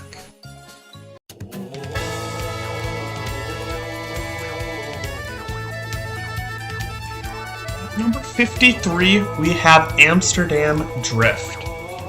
Amsterdam Drift is yet another one of our city tracks. And a lot of complaints that people have about the city tracks is how samey they all feel, where they all are just, you're driving through a city. I feel like Amsterdam Drift does a great job breaking this up. There are multiple different sections of this track where you're not really in a city at all. Almost like at the very start here, you fly over a train and now you're going through a farm field. Later in the track, you're driving underwater in an underwater section, which helps to break up that pacing. Along with on lap 3, you come out of the water and get to see a whole farm field full of roses. The only reason why Amsterdam Drift is still as low as it is there's a lot of straightaways on this track, and lap 2, this underwater section, just doesn't do it for me. I'm not the biggest fan of lap 2. I just don't enjoy underwater driving as much in Mario Kart 8, and since this entire lap is pretty much underwater, it does not help with that. So it's just, there's a few straightaways that aren't helpful for the pacing and that underwater section. The music for this track is great. I really wish more Mario Kart tracks used vocals in their songs, but Amsterdam Drift is one of the few that actually does.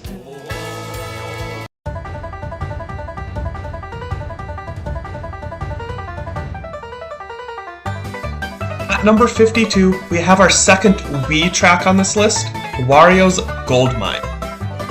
Wario's Gold Mine is a track I really enjoyed in the original Mario Kart Wii version. However, I do not like this version as much as the Wii version.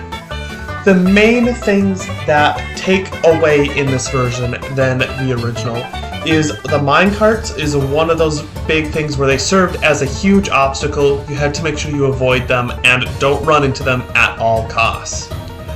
This version, they're, instead of it being an obstacle, something you want to drive into, which I don't know what your daily life habits are, but I don't want to be driving into minecarts. That's just my personal preference though.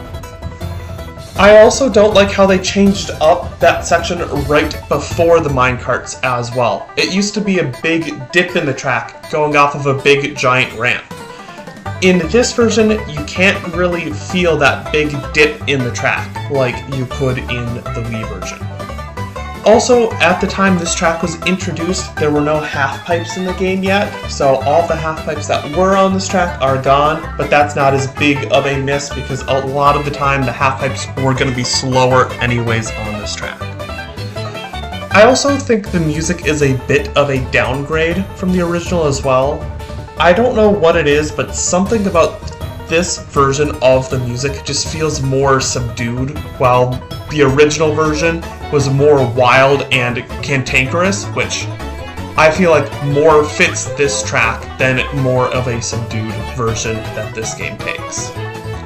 Overall though, I still really enjoy Wario's Gold Mine as a track. It's just, there's a few things that they didn't copy over from the original that I wish they did, and if they did do that, this probably would have been placed even higher on this list.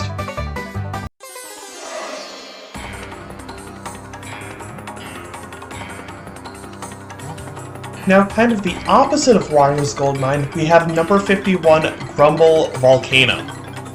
Whereas Wario's Gold Mine, I preferred the Wii version, I actually prefer this version of Grumble Volcano.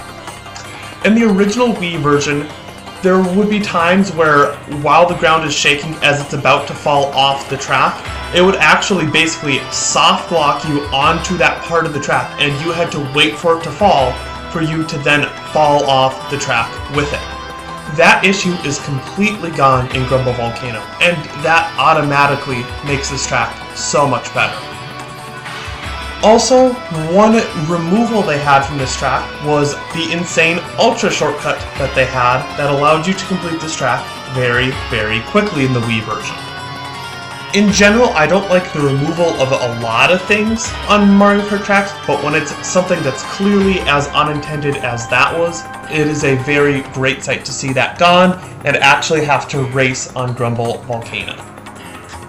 I also think otherwise they ported this track over really well from Mario Kart Wii. It keeps the same spirit alive. I don't know why they added a glider ramp there though. It isn't really necessary. It doesn't really skip anything that would pose a challenge to begin with. The music is also very fitting for Grumble Volcano as well. When I hear it, it's like, yes, this sounds like a dangerous volcano area, but it's still something I would not listen to. It's just a shame that the 3 Wii tracks that were in the original Mario Kart 8 are the 3 worst Wii tracks in the game, but luckily the Booster Course Pass added a plentiful amount of Wii tracks that are all much better than the ones we got originally.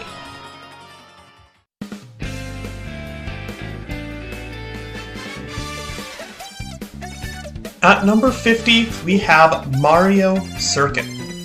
If you couldn't tell already by the lack of circuit tracks that have appeared on this list so far, I am very unique and enjoy most circuit tracks more than most other people. Mario Circuit is no exception to this. The Mario Circuit for Mario Kart 8 specifically takes the shape of a Mobius strip, which is what the 8 in the logo is itself. It's basically a two-sided shape, so you drive on both sides, the top and the bottom of the track. What makes me really enjoy specifically Mario Circuit is the track is designed in a way where you can get a lot of purple mini turtles on it, or ultra mini turtles as they're officially referred to.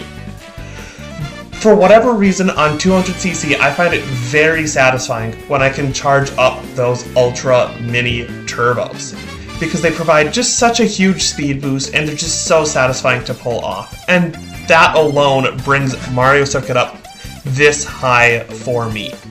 There are a few things though that are still kind of not letting it go any higher. There's quite a few straightaways on this track where it literally is just driving straight and no way to break up that just going straight, so that does kind of hinder the track a little bit. Also, because it is a circuit track, it does still have a simple-ish design, so it doesn't go into too many complex ideas.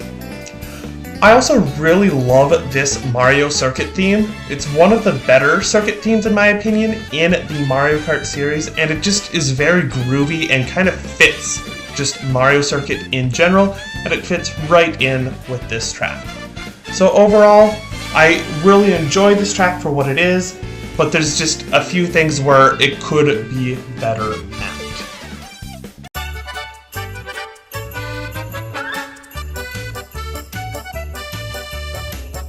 At number 49, we have Snowland. The Booster Course Pass in general did a really great job of remaking some of these old Super Circuit tracks. Snowland in its original version was probably one of the worst tracks in the series. When driving the track, the screen would constantly shake the entire time while you are driving.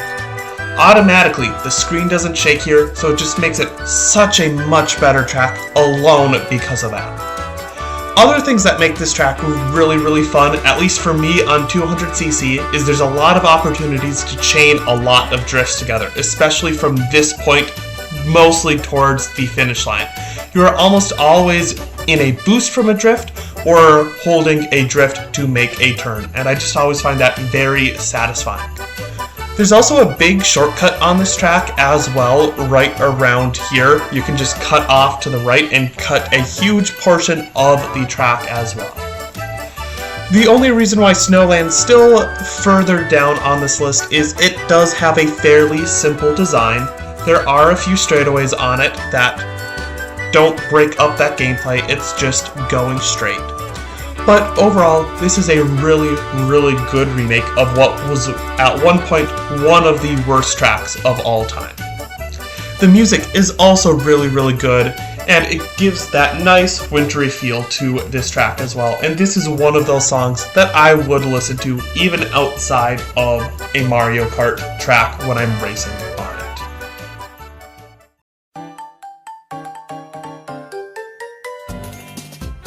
Starting the top half of the tracks in Mario Kart 8 Deluxe, we have number 48, Sweet Sweet Canyon. Sweet Sweet Canyon, although it is a simple track, it is still an enjoyable track for me to play. It definitely has a few faults. There are some areas of the track that I do not enjoy as much. It starts off on not a great note. I'm not the biggest fan of the section leading up until the glider and then through the glider. But as soon as you get out of the cannon and into this section of the track, this is where I think the track really picks up. You get to hold a really long Ultra Mini Turbo around that corner and then get to do some nice cool chain of drifts together on this section here between the split paths. And that continues onto this section here.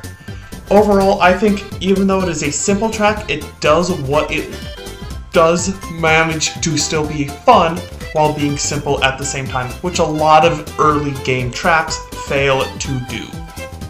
I also really enjoy the music of Sweet Sweet Canyon.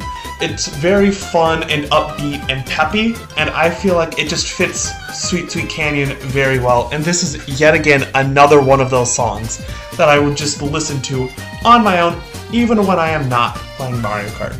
Sweet Sweet Canyon is an excellent way to kick off the second half of this list.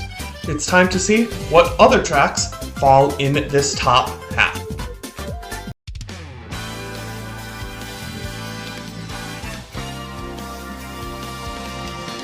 Coming in at number 47, we have Toad Circuit.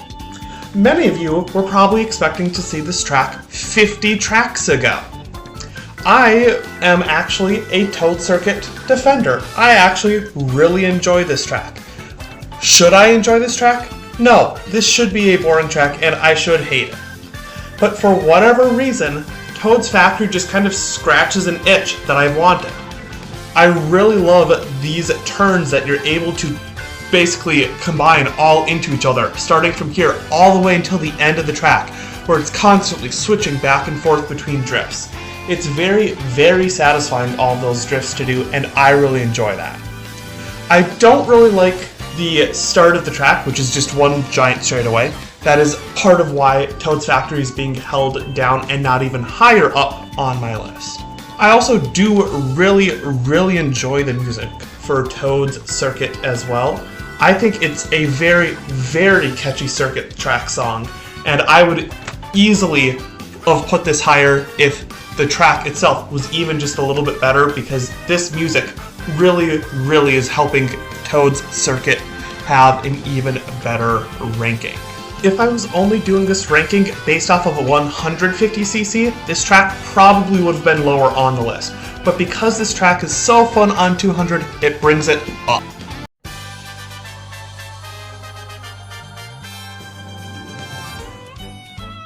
At number 46, we have our next city track, Athens Dash.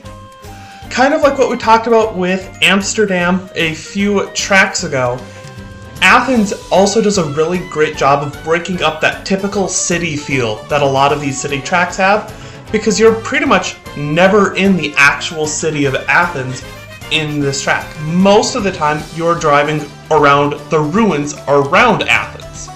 I find this to be a very cool design choice, and it kind of feels like just a regular Mario Kart track that they happen to have put the city track mechanic into. This track is also just really fun to drive on. It has a lot of tight turns that are really challenging, but also feel really satisfying to do well or to do properly.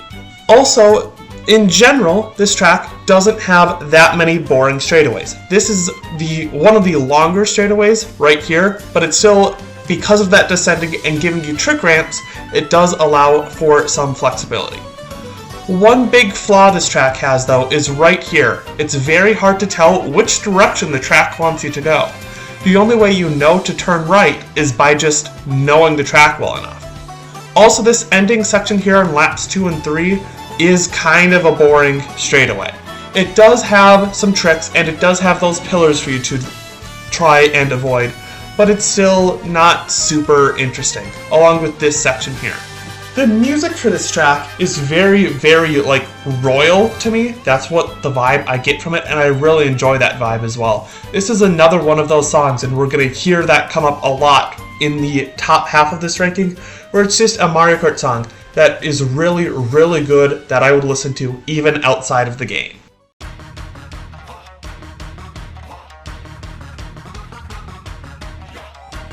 Coming in at number 45, we have Ninja Hideaway. When this track was first introduced in the Booster Course Pass, I did not like this track pretty much at all. But over time, as this track has been around longer and longer, I have been growing on this track more and more. It's very possible if I were to remake this video years down the road, Ninja Hideaway would be much higher on that list. But as of right now, it is at spot number 45. What I do like about this track is all of the different routes you have to take, and most of them feel fairly balanced around each other. They all feel like they take about the same amount of time, so it doesn't matter too much which route you take, which is a big flaw of some other tracks that feature a lot of different routes. I also love that here it is possible to take a shortcut, just get straight to the finish line. Oh, that I don't do because I am not good at the game sometimes. Some things I don't like about this track is on 200cc, some of these turns are very, very sharp, and you're basically going straight into a sharp right turn from a ramp. In general, you can't really do that turn all that well on 200cc. You really have to be good at positioning your kart in order to drift off that ramp in order to get around it. Because of that, it does kind of take Ninja Hideaway down a little bit because of that, and that was the main reason why I did not like Ninja Hideaway when it was first introduced. The music I also found kind of off-putting at first, but has also grown on me over time, and now this is one of my favorite songs in the Mario Kart 8 soundtrack, just because of how unique this song is in Mario Kart.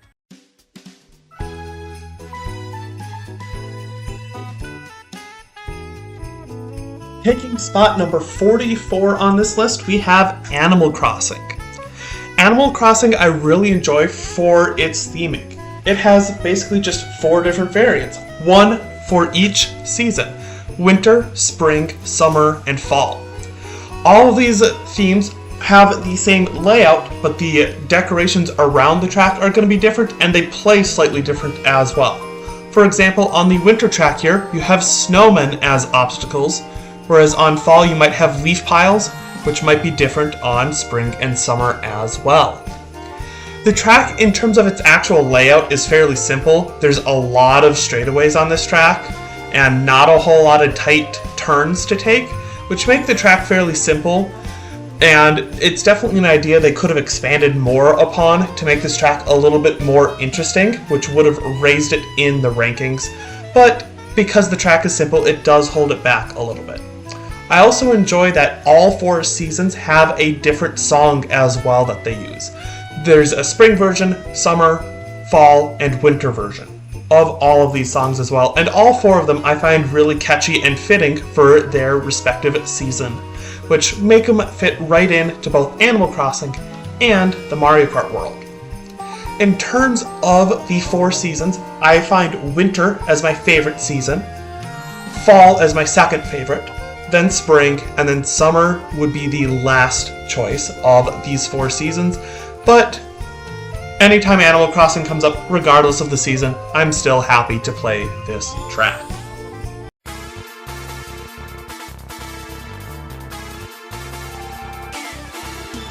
At number 43, we have our next Rainbow Road, being SNES Rainbow Road.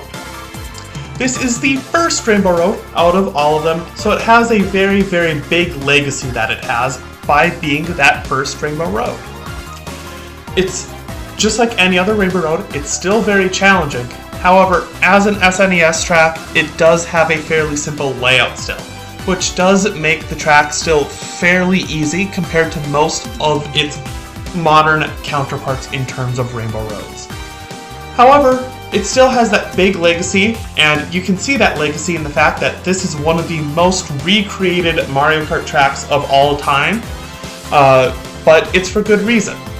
I also love how in the 7 version they made the thwomps make the road wave, and they kept that when they brought it to Mario Kart 8, just made those waves even bigger. There are some things to watch out for though while driving on this track. The section I just passed, those ramps there, if you're driving on 200cc, will send you flying off the track. So you have to make sure that you avoid those ramps as you're going through the track. The music for SNES Rainbow Road is also very iconic, as all the Rainbow Road music is, but it's still just, it doesn't have the flair that some of those other big name Rainbow Roads have. And when I say big name Rainbow Roads, you can probably think of the ones I am talking about. Overall, SNES Rainbow Road is still a good track, it just gets outclassed a lot by its modern counterparts.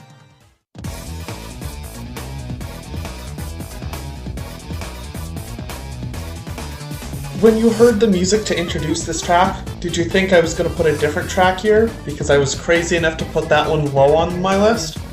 I mean, I have had crazy rankings already, but that track will not be this low on this list. Instead, the other track that shares its music, Wario Stadium, takes spot number 42. Wario Stadium got a huge glow up from its original version on the DS. The biggest thing that it gained in its remake is the ability of the trick system. The trick system was introduced in Mario Kart Wii, which was after Mario Kart DS. And all of these stadium tracks, all of them got instantly better as soon as the trick system got introduced because of how many ramps that you end up going off during the track. I also find this section here that they submerged underwater to be strange, but I don't hate the choice, I'm just confused on why they did it.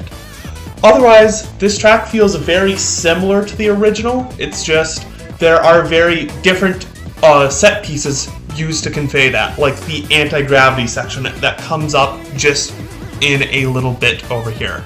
That section feels very different from the original, but if you were to compare the original to this remake, you would see that they line up almost pretty similarly, they just look very different. As for the music, this music is very iconic in the Mario Kart series. It's a really, really good song, but this song is better known for a different track that we will see coming up later in this list.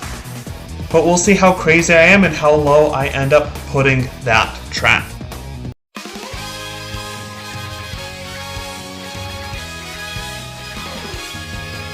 At number 41, we have our final crossover track of this ranking, Hyrule Circuit.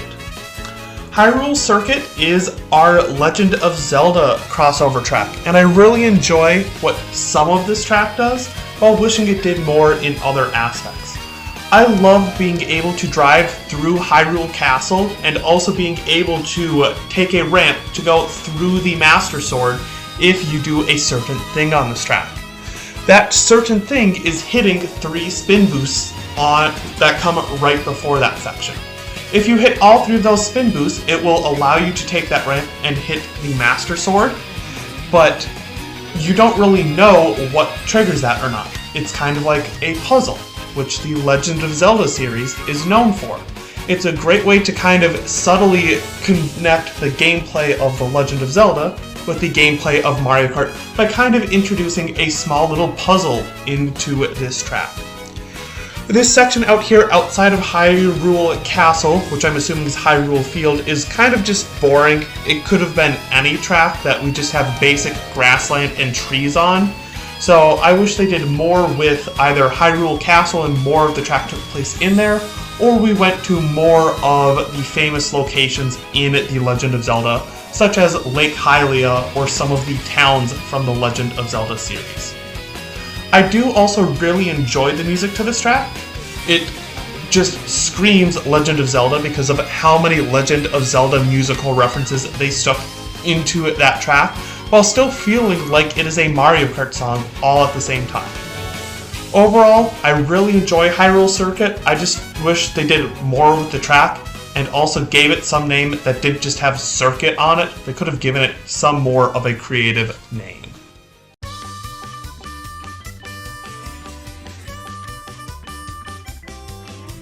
Coming in at number 40, we have Choco Mountain.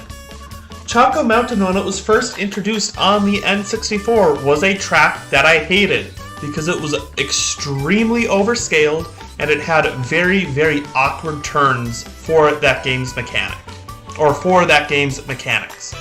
When it was brought back as a retro track in DS, I liked this track a little bit more, but it still felt overscaled.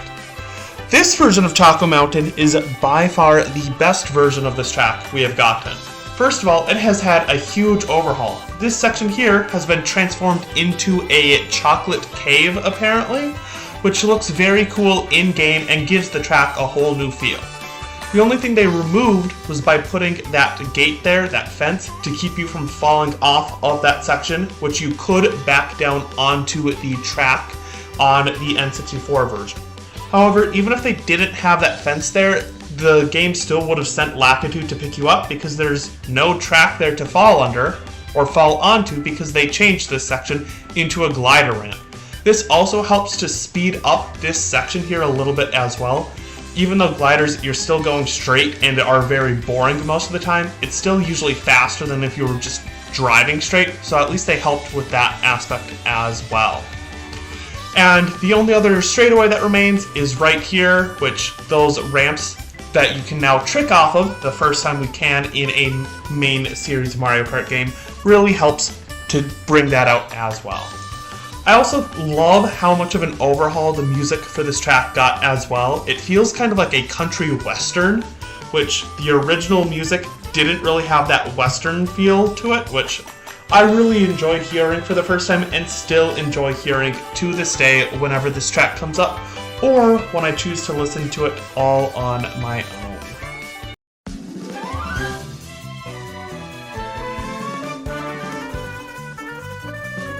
Coming in at number 39, we have one of the newest city tracks added to the game. We have Rome Avanti. Rome Avanti is one of the few city tracks that take place at night, and I feel like this track really takes advantage of it as well. It has a lot of nice lights coming from the buildings and the street lights to provide illumination to where you are actually driving. I also love some of the set pieces of this track, where we get to drive around the Coliseum on this part of lap 1, and on lap 3 we get to drive through the Coliseum again. There's also a relatively few straightaways on Rome Avanti because this is designed to be one of the most compact and tight turn heavy city tracks. It's supposed to be very hard based off of where it is in the game, and it does a great job at that. There are a lot of tight turns that are very compact and difficult to do, but also very satisfying to do as well. Because of that, there's not a lot of long, boring straightaways, which I very much enjoy not having a lot of those. The reason why this track is still held back is this city track just takes place pretty much in just a city. There's like a small little park section here, and there's the Coliseum, and that's about all there is to differentiate this from basically any other generic city track. On a different note though, I also really enjoy the music to Rome Avanti. It has a nice chill vibe to it, which goes really well with that nighttime feeling that Rome Avanti takes place in. That chill nighttime aspect really changes how this course feels, and I really enjoy it for that reason.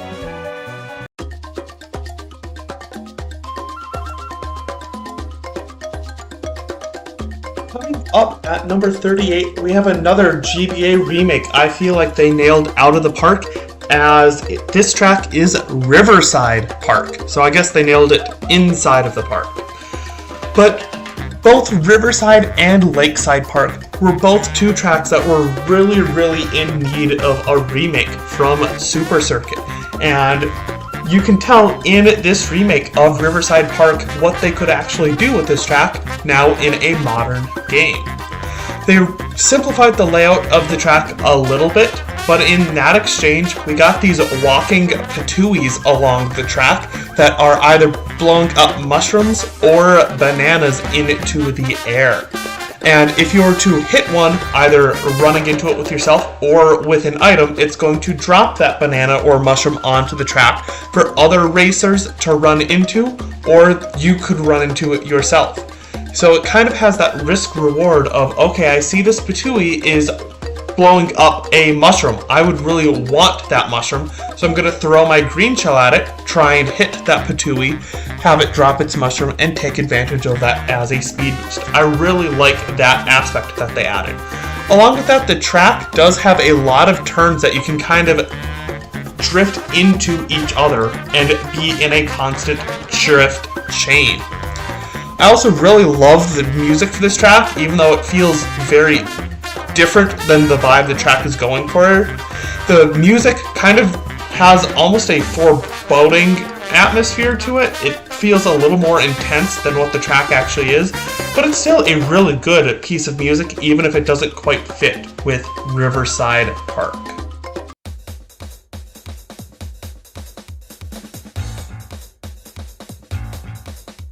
Coming up at number 37, we have DK Jungle, which is a very weird name for a track considering we already had a track named DK's Jungle Parkway before this track existed. But hey, I'm not the one in charge of naming tracks. I just probably would have chosen a different name. I really enjoy this track, even though it has some little janky aspects at the beginning, specifically right here. The way these routes are, the way that they line you up for that flower is sometimes they're just going to make you go right off the edge like that. But other than that part of the track, I really, really enjoy it otherwise. I love how you can chain a lot of drifts together and build up a lot of mini turbos because of that. And this section here that would have been a straightaway is sped up a little bit because of those boost ramps that you can then trick off of as well. I also love this section here with those giant totems or idols that are basically screaming at you. I do miss the version on 7 where they actually scream at you and not just open their mouth and blow something out at you, but that's a minor change I'm willing to go without. In general, this track is a very fun track, which also goes for its music.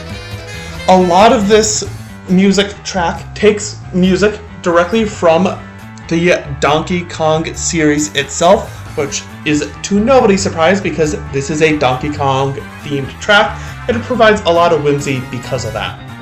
Also, I think everybody loves the giant banana that's just in the middle of that temple because we all know Donkey Kong loves to worship those bananas.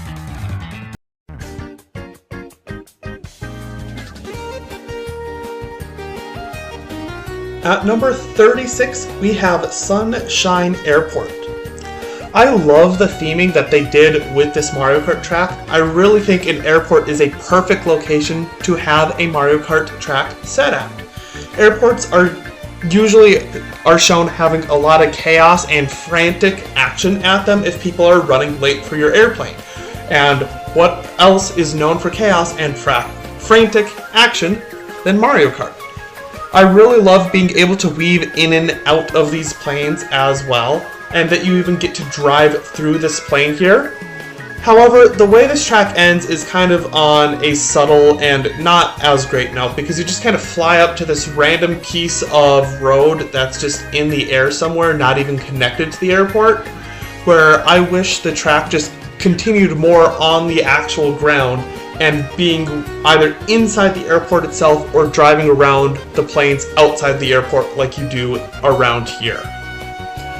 The music for this track is also not the greatest. It's not awful, it's just doesn't stand out compared to some of the many other songs that are really good and really big standouts in this game. So overall, Sunshine Airport has excellent theming, and it has a really good track design for about 2/3 of it. It's just that final third-ish of the track really brings it down and kind of ruins the experience towards the end of the track.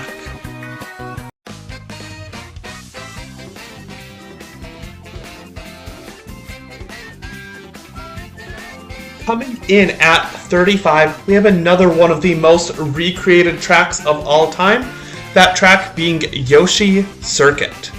Yoshi Circuit is just a very fun track to drive on.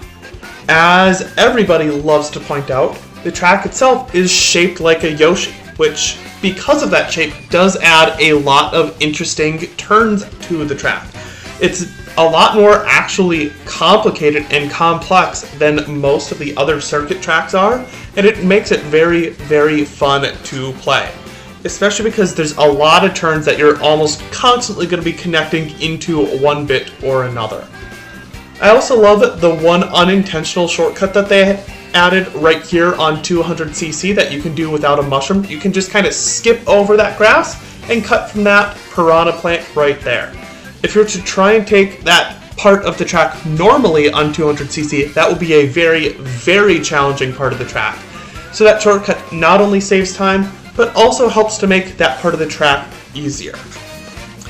Throughout the course of Yoshi Circuit being remade, there's always been a lot of discussion about one key part being removed, being a tunnel shortcut that you would use to drive off the track right around here, and you'd go into a tunnel that would take you on a shortcut separated from the track.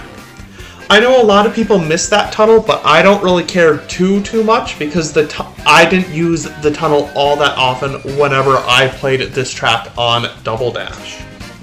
The music for this track is also very iconic, as the Double Dash circuit theme is, and although I don't think it's one of the best circuit themes out there, I do still really enjoy this music, and it's always nice, upbeat, and cheery that goes super well with a track themed around Yoshi.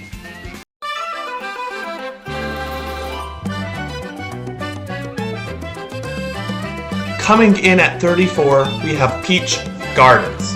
Peach Gardens is a track that I've enjoyed in every single version that it has been in.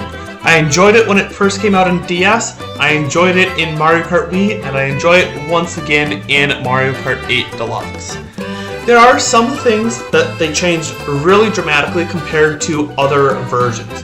One of the big differences that they changed is on lap 3. This is one of the 2 retro tracks that they actually changed where you drive on all 3 laps. One of those being Calamari Desert, Peach Gardens being the other. So on lap 3, it will send you in the reverse direction and have you drive 1 lap backwards on lap 3. Another change that they made to Peach Gardens that I didn't like as much was the change to the hedge maze. I don't mind too much, however, it does lose some of its difficulty that it had, which I know they're trying to go for this track being a little bit easier, but I do miss that hedge maze being a little bit more compact between all the hedges and having more hedges. I also don't like how on lap 3 you literally just glide over it entirely, completely skipping it. It kind of removes a lot of that challenge as well. But overall, Peach Gardens is an amazing remake of an amazing track before. I also love the music for this track as well. This specific version of the music has a lot of like Parisian feel to it, and it's also one of the few Mario Kart songs that isn't actually in 4/4 time either, which gives it that much more of a unique factor to it.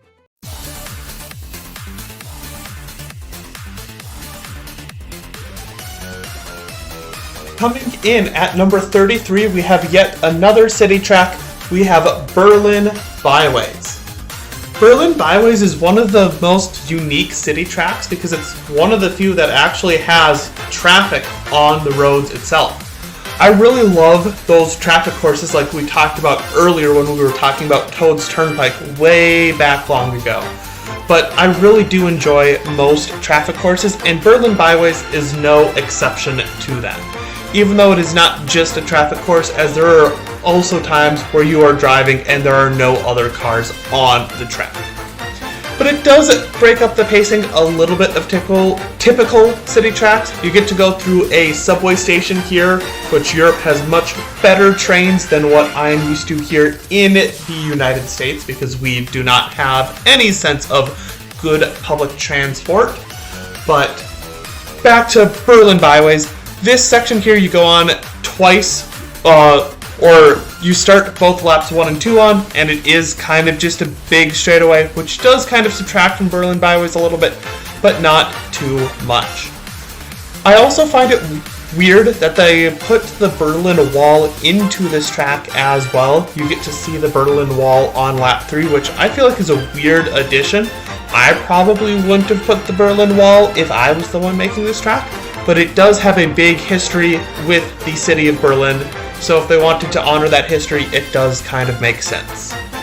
Another way that you see them honoring the history of Berlin and the area around Berlin is through its music, as the music has 2 different sides to it. It starts off sounding kind of like what the music of today would sound like more in Berlin, whereas it then builds into more classical music of what Berlin would have sounded like it back in history.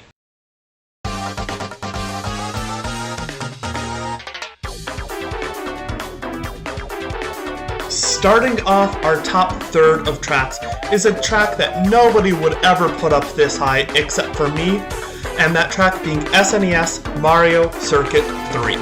This track gets a lot of hate, which I do get, but at the same time, that hate is entirely overstated, especially on 200cc. This is a very, very fun track on 200cc because pretty much the entire time you are in a drift or in a boost from a drift during the entire track.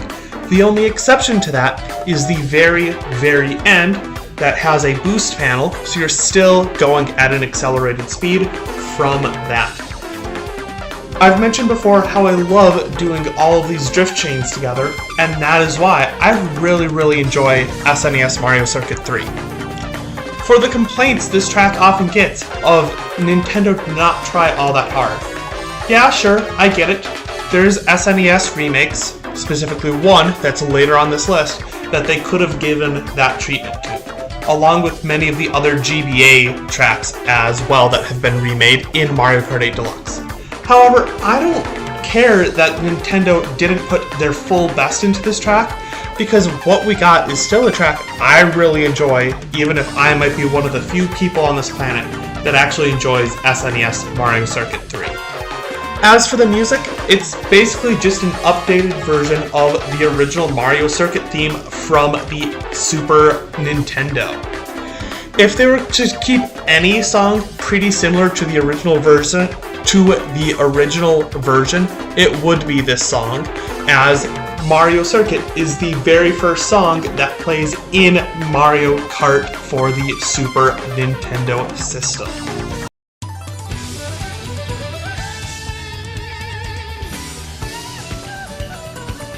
Coming in at number 31, we have Dragon Driftway. Dragon Driftway is one of the few tracks that was in the original Mario Kart 8 Deluxe before the Booster Course Pass that has actually grown on me over time rather than going down on me over time. Dragon Driftway I used to find very, very difficult, and because I found it very, very difficult, I did not find it very fun. And then I got better at the game, and now I find Dragon Driftway to be a whole lot of fun on 200cc. There's so many tight turns that are very, very tricky to do, but when you do them are very, very satisfying to do. The one thing that brings this track down for me is its theming, because this track has a big theme on Lackey Tubes. But while you're driving, you can never really tell that Lackey Tubes are part of the theming of the track. There's on the side of the walls here some murals that have Lakitus on them. There's some martial arts Lakitu statues that you can see at points on the track. However, that's about it. It doesn't really incorporate that theme that it was trying to put in there super well, and that's part of the reason why this track still remains towards the bottom section of our top third. Also, the music for this track isn't also the greatest either. There's a lot of tracks above this that have really, really stellar soundtracks, and we're going to see those pretty soon after Dragon Driftway. However, Dragon Driftway's music kind of helps to bring down that track as well, bringing it to spot 31.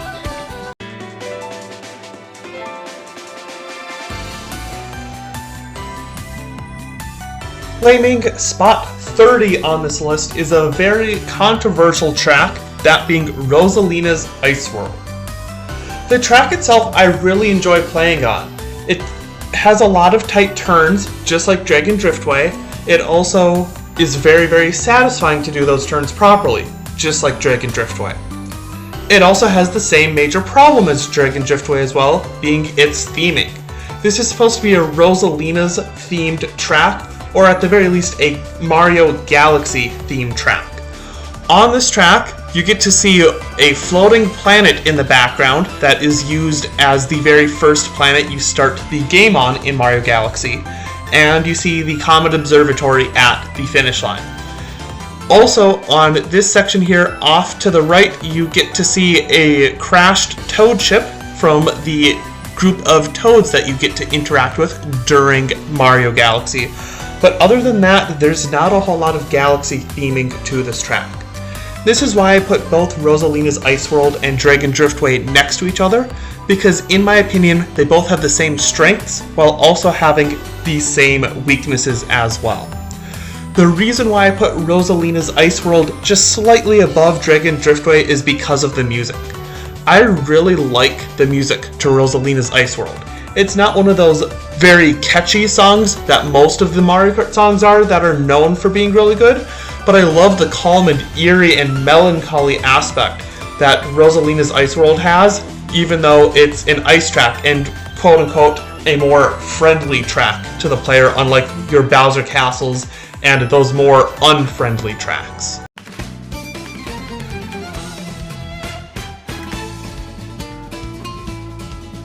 Coming in at spot number 29, we have another city track. We have Madrid Drive, which was the final city track added to Mario Kart 8 Deluxe. Madrid Drive is a very, very interesting and weird track to me, where it has a lot of really good strengths, but also some pretty big weaknesses as well. One of Madrid Drive's big weaknesses is it does have a lot of straightaways to it. There's a lot of times where it just is trying to bring you to various destinations, and the way it does that is with a straight line, because it's using the philosophy that the shortest distance between two places is a straight line, which works in real life, but in my Mario Kart track, if you're bringing me between two places, maybe don't give me a straight line. Some of those places include that Galleria we just went through on lap 1, and on lap 3 you get to go through a football or soccer stadium, depending on what you call that sport. And in both of those sections, even as brief as they are, the music does change. I really enjoy this dynamic music on tracks that change depending on where you are.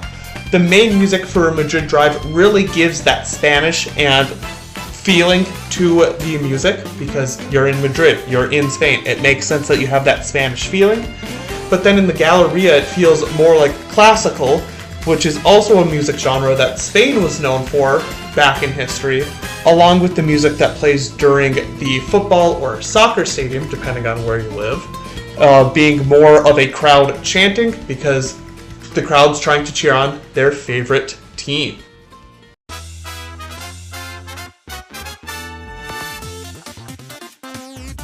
Claiming spot number 28 on this list, we have the DS version of a Mario Circuit. DS Mario Circuit gets a lot of hate in the Booster Course Pass because a lot of people like to claim that it stole a spot away from a better DS track. Most people use that to say Airship Fortress. And yes, as Airship Fortress never did come to the Booster Course Pass, one could say that it was stolen away. However, I don't think DS Mario Circuit is actually as bad of a track as people say. There's a reason why in the original version of Mario Kart DS, this was in the Star Cup, because this is probably one of the most complex circuit tracks ever made, and it's also one of my favorites because of that. There's a lot of tight turns to this track, especially towards the end, where there's very, very sharp 180-degree turns that send you back the other direction, which are very, very fun to do on 200cc. They also changed up the track quite a bit, where this section here is now a forest that has a sleeping wiggler in it that does wake up and start walking through the track. However, on 200cc, there are times that you're just so fast that you don't even get to see the wiggler come up and walk around. I also love the DS Circuit theme. It is my favorite Mario Circuit theme across all of the games that have the Mario Circuits in them, including N64 that has Mario Raceway, because it's just very, very unique and different compared to most of them. It took advantage of the DS's music abilities very well, and you can still even tell that in the music in this version of Mario Circuit as well, as you can hear just kind of that more chunky music that the DS was known for. All of this together is kind of why I really enjoy DS Mario Circuit.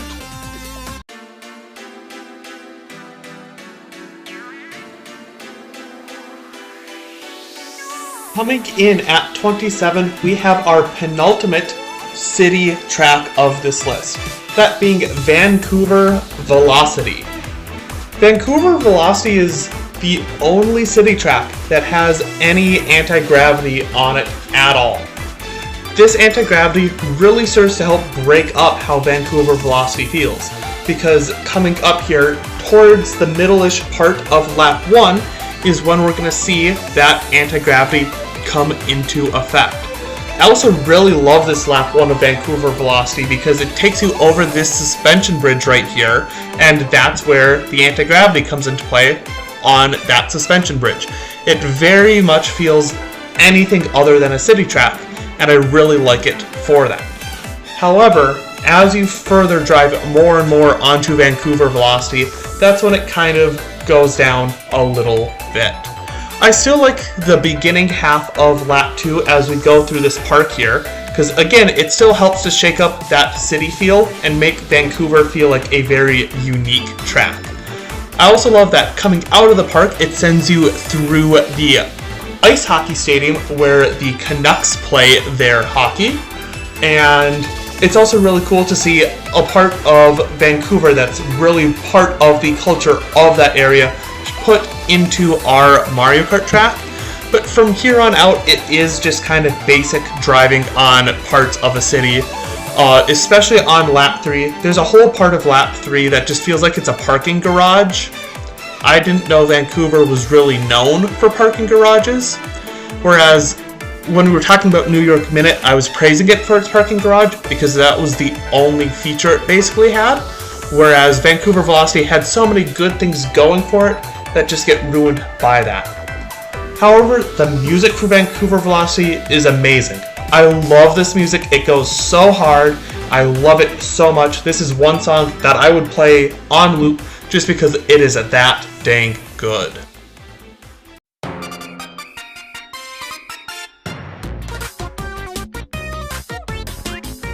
Coming in at spot number 26, we have Koopa Cape.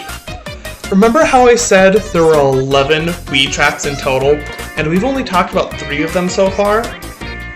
When I say I really like the Wii tracks that were added in the Booster Course Pass, I really mean it, because this is the lowest ranking one that I have from the Booster Course Pass, and it's still all the way up here at number 26.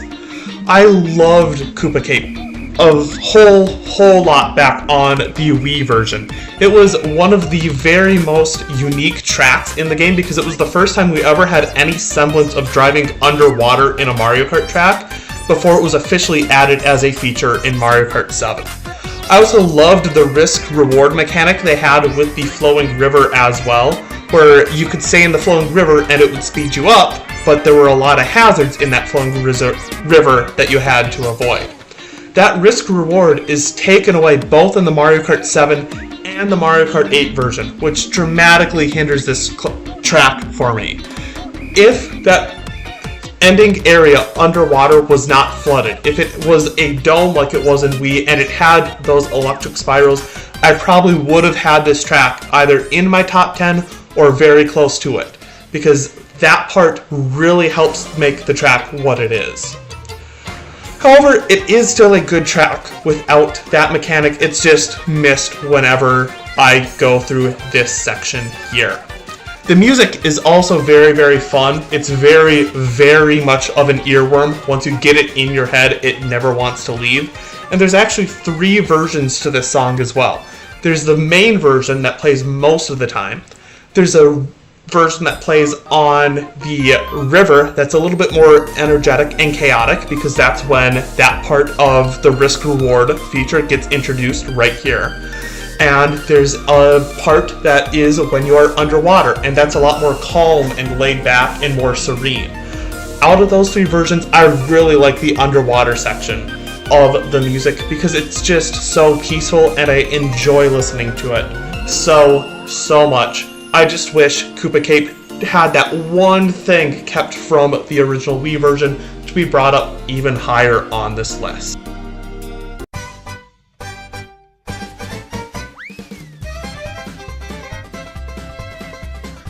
At number 25, we have Yoshi Valley. Yoshi Valley is known for having many paths that get you to the end of the track. It's also known to be very confusing sometimes because you just kind of pick a path and follow it until you eventually go where you need to go.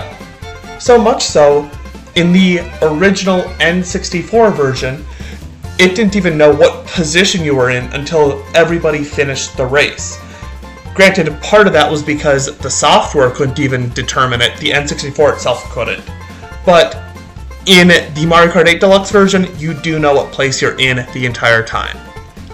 The downside with all of these multiple and alternate routes is most of them are not worth using. On the first split off between going left or right, it is almost never worth it to take the right path. Almost all of them are slower and not any safer than some of the paths on the left. This path here that I took is the fastest path through, but because of that narrow bridge, it's very easy to be bumped off if you're around other people or get hit by an item and fall off as well. There's another path that's slightly safer, but not that much slower. I'm fine with this kind of balancing between risk or reward, a shorter path but being harder to do, or a longer path that's easier to do. I'm fine with that balancing, but if two paths are equally risky, but one is just much longer, that's not as much of a fun design for me. The music for this track, though, is very, very chaotic. It adds to the chaos that this track already is because there's so many paths going all over the place. I really like how the track and music complement each other for this. I also just really like this song in general. This is another one of those songs that I would just listen to in my personal time as well.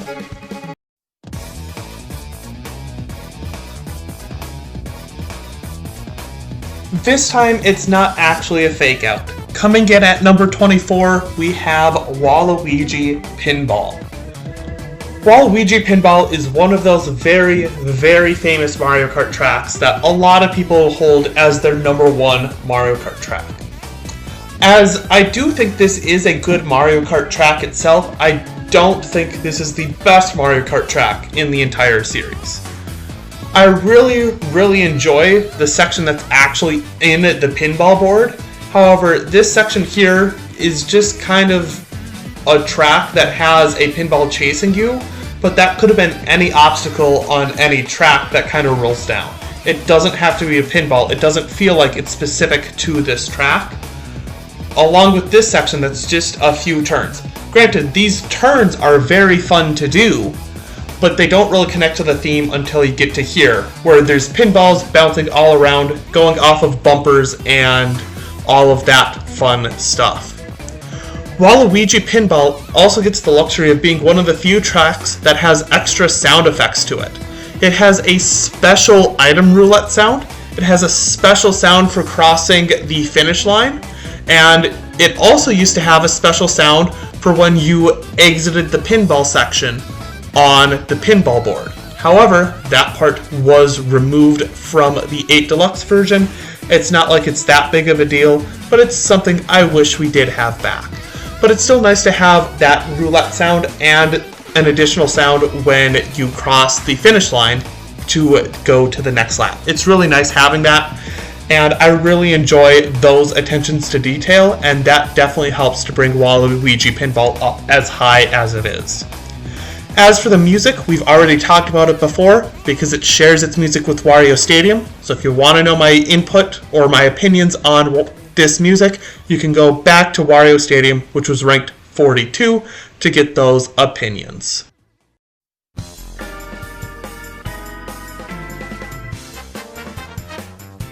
At number 23, we have N64's Royal Raceway. I really love all the changes that they made to Royal Raceway between the N64 version and the Mario Kart 8 Deluxe version. And by the changes, they didn't change all that much to the track, they mainly just scaled it better. One of the biggest issues with most N64 tracks is they're scaled way too large and too big for what the track should be. Royal Raceway was one of those culprits in the N64 version. However, this version here is scaled down and fits more appropriately into what it's trying to do. All of the turns feel like they are made for the game and fitted correctly for that size. The only thing that we lost in Royal Raceway is we are no longer able to drive up to Peach's castle like we did in the N64 version. However, while you're racing, it doesn't actually affect what happens in the race, because if you're racing and going to Peach's castle, you're not making any progress on the track anyways, so I don't really mind that we are not able to do that because it's not what you would do in normal gameplay anyways.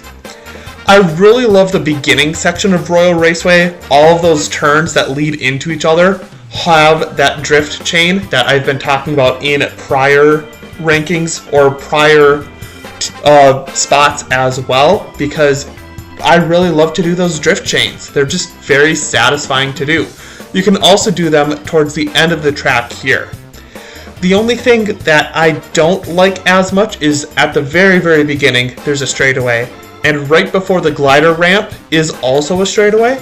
They did try and fix this a little bit from the N64 version by adding some boost panels there, so you're not on the straightaway for as long.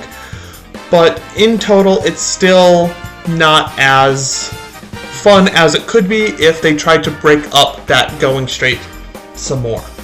As for the music, this has the iconic Raceway theme from the N64, which they did a brilliant job in remaking, even though it might not be the best of the quote-unquote circuit theme.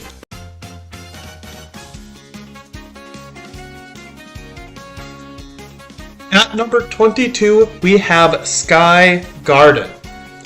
I know a lot of people don't like this track because of how much they changed the layout between this version of Sky Garden and the original version of Sky Garden. And I personally too would have rather have had the original version of Sky Garden, but it doesn't mean that this version is bad in any way at the same point. This version, specifically on 200cc, is just chock full of those drift chains everywhere. You are pretty much always in a drift chain on this track. You're either driving and drifting one way, or drifting the other, or in a drift boost from one of your drifts. The only exception is this glider ramp here, which helps to break up what would have normally been a straightaway there to begin with. I also do really love the music for Sky Garden. It's very, very bright and energetic, and it kind of just feels like a sky theme, which makes sense as this is a track that takes place in the sky, hence the sky part of Sky Garden. Overall, I do get the hate that this track gets. However, I don't really feel that hate because I still get a fun and enjoyable track to race on anyways.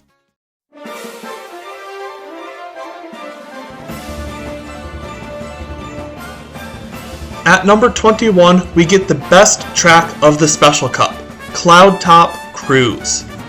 Out of all of the tracks in the Special Cup, one of the cups that's supposed to be the hardest one in the game, I do believe this is the only one of those four that actually poses a genuine challenge during most of the track. Rainbow Road poses a challenge at the beginning of it, but not so much for the rest of the track.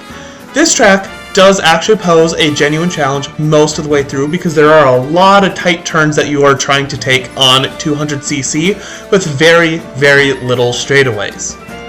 If you remember all of the things I've liked about Mario Kart tracks and things I haven't hated, I kind of tend towards the challenging tracks to begin with. I love those tight turns that feel satisfying but fair, along with the lack of straightaways.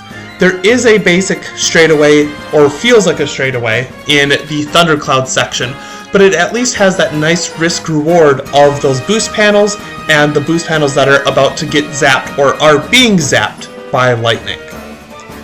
The music for Cloud Top Cruise is also really, really good. This is one of those songs that has just so much life to it, and it also has two versions, one for the main version and one for when you are in the Thundercloud. This is one of those songs that I would also listen to a lot just on my own when I'm not playing the game. It features a bit of Gusty Garden Galaxy inside of it, and whenever your song has a bit of Gusty Garden Galaxy inside of it, you know it's going to be a great song because Gusty Garden Galaxy is just so great musically that it makes perfect sense to put it in a track like Cloud Top Cruise that is set in a similar situation to Gusty Garden Galaxy.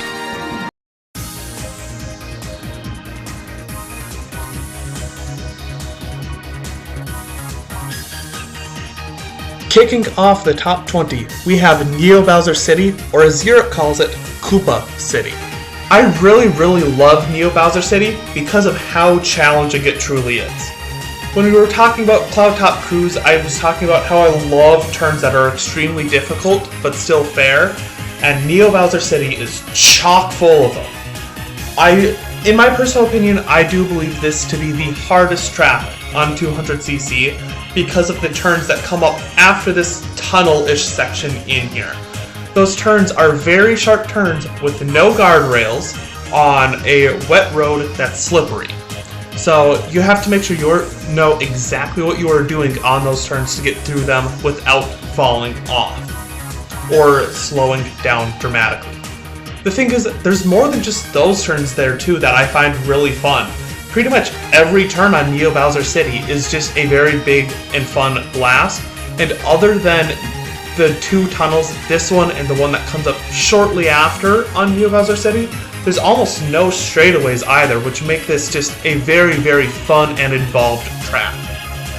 Musically, Neo Bowser City is in one of the most unique situations of any Mario Kart track, as very little of Neo Bowser City is actually originally from Neo Bowser City. A lot of the music is taken from other Mario Kart tracks throughout the series, such as Toad Circuit, Toad's Turnpike, along with a few other tracks.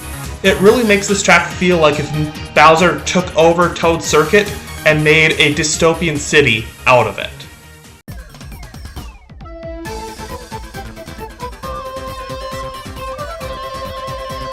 At number 19, we have another Wii track in Mushroom Gorge. Mushroom Gorge was a track I really loved in Mario Kart Wii, and I actually like it even more in Mario Kart 8 Deluxe. The thing I did not like most about it in the original version in Mario Kart Wii was just how janky the mushrooms were. They could have bounced you literally all over and you had no idea where you were going. A lot of that had to go down with the shape the mushrooms were made. They had a lot of slopes on them, so if you hit them at just the wrong spot, it's going to send you in a direction you don't want to go. When this track was remade in 7 and then brought over and remade again in 8, those mushrooms were made flat, so they don't look as visually appealing as they did in the Wii version. However, in terms of gameplay, they are so much easier to use than they were in Mario Kart Wii.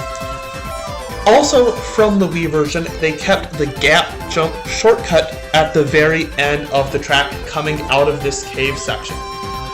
I, personally, am not good enough to do it, but that doesn't mean I'm still glad they kept it for people that want to use it. I also love how they recreated that cave. It really got brought back to life in that section. They also brought back the shortcut that was right here as well. It was in the original Wii version. They cut it out of Mario Kart 7, and now it's back in Mario Kart 8. They really basically just took the exact version in Mario Kart Wii and just made it better. That's exactly how the music for this track works as well, as it sounds very similar to the original Wii version, just slightly better with real-life instruments, and I like the music track because of that.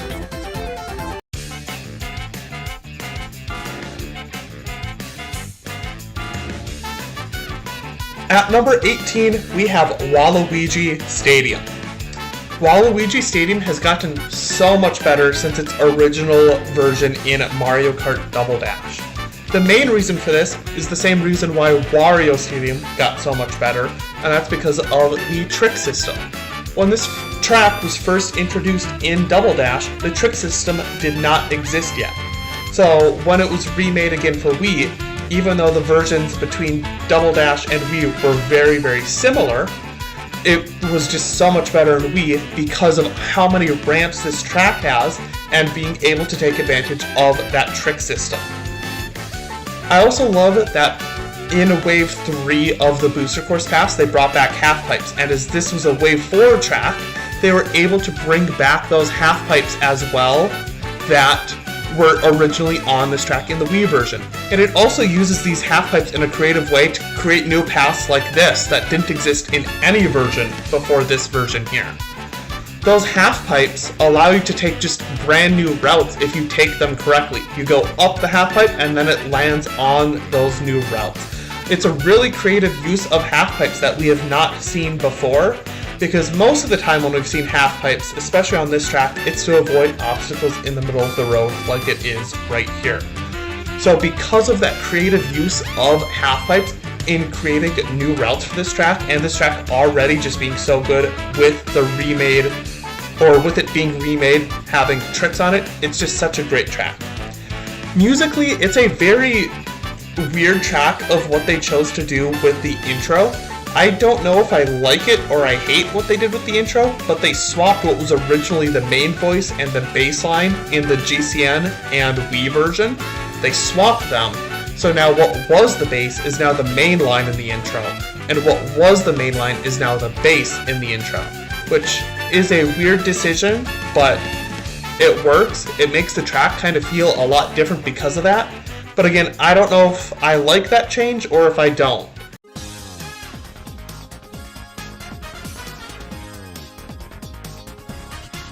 At number 17, we have Shroom Ridge. One thing the Booster Course Pass did a lot of was taking tracks I didn't really care that much about, or I didn't even like, and making them really, really good. Shroom Ridge is one example of that. The DS version of Shroom Ridge I thought was fine. I didn't think it was a bad track, but I also didn't think it was a good track. This version of DS Shroom Ridge is just so amazing. I think part of it is just being able to play this track on 200cc just adds so much. Because of the cars being on this track and those tight turns, and you just go so fast on 200, you really have to make sure you're on top of your turns. So even though the turns look wide, it's not as wide as it seems because you have to be aware of the cars to make sure you're not drifting into those cars. I also love how they added a shortcut towards the end of this track as well. You can drive off the track onto a pipe and go over it if you have a mushroom. It's a really nice way to kind of revitalize some of these old tracks by adding in a shortcut that didn't even exist in the original version, along with putting a glider ramp off to the left as well to make it so you only need one mushroom to get there and take that shortcut as well. Because of how many turns this track has, you can chain a lot of drifts together as long as you can make sure to avoid all of the cars on this track, because that's just how many turns are on this track, and it just makes it so fun to drive. Also, the way that they remade the music for this track was just so good. It packs so much more punch to it, and it just has so much more groove to it. I just really enjoy DS Shroom Ridge.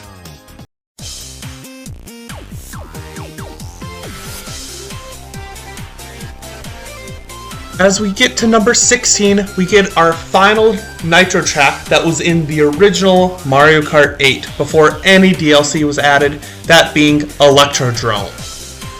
Electrodrome is a very fun track on 200cc that I just have one small nitpick for. And that small nitpick is just pretty much right at the start of the track when you first go into anti-gravity. When you first go into anti-gravity, there is a long straightaway, or at least it would be long if you were on 150cc. But on 200cc, that straightaway just goes by so fast, and it brings you to the split section portion. The split section portion of Electrodrome is just so fun because of those tight, compact turns that you get to do, and just the way you have to take those turns, I just enjoy so much. This is also one of the few tracks we have in this video that uses the split road mechanic in a way I actually like. The split roads here are fairly equal in time difference. There's just a very minor difference in time, but it's so minor that if you take the pink or the green path, it doesn't really make too much of a difference. I also love the theme of Electrodrome. It does what Music Park was trying to do. Take the theming of how good Mario Kart music is and put it into a Mario Kart track almost as a rave. And Electrodrome does this theme perfectly. When you look around the track, everything is dedicated to going towards this theme, and the music accomplishes this so well. Electrodrome is one of the best pieces of music to come out of Mario Kart 8 in its original non-DLC form. And because of this, it climbs all the way up to become number 16 on our rankings.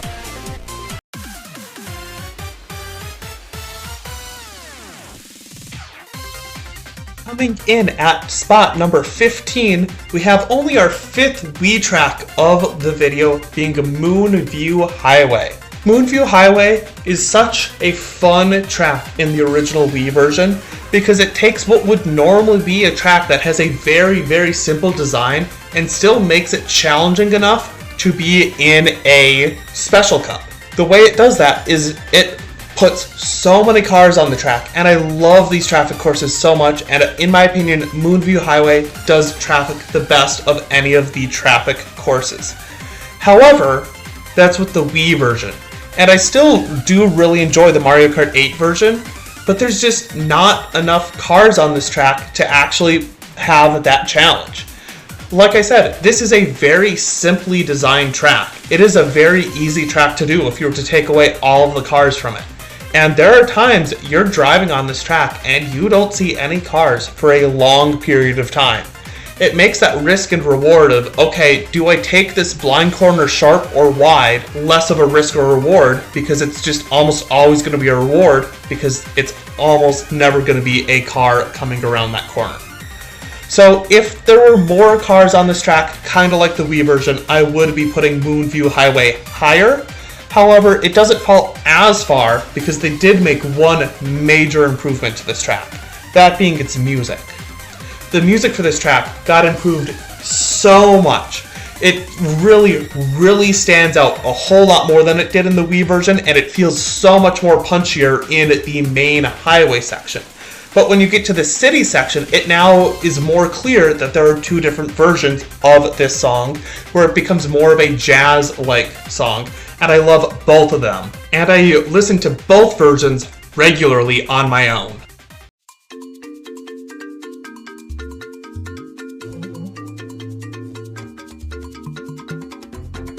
At number 14, we have DK Mountain. When Wave 6 was still waiting to be released, there was a constant debate between if one of the tracks was going to be DK Mountain or Dino Jungle. And I was on the side that very much wanted DK Mountain to be released instead of Dino Jungle because of how much I really enjoyed this track. I really enjoy the shoot up to the top of a mountain and then drive down and repeat that process to get or to complete the track to finish a lap. And that's exactly what DK Mountain does. It shoots you all the way up to the start of the track, and now you have to drive all the way back down to the starting line. I also love how the texture kind of varies as you go down. At the top, it's more volcano-ish, and as you work your way down, it becomes more of a jungle.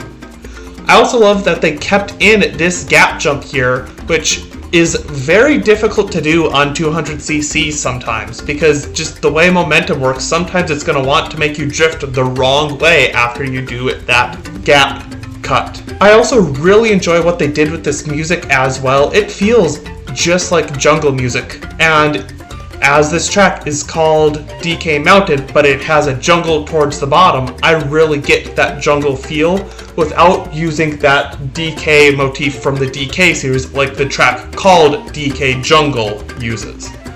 Overall, I find this track really fun to drive on, and I'm really excited that this made it into Wave 6 of the DLC.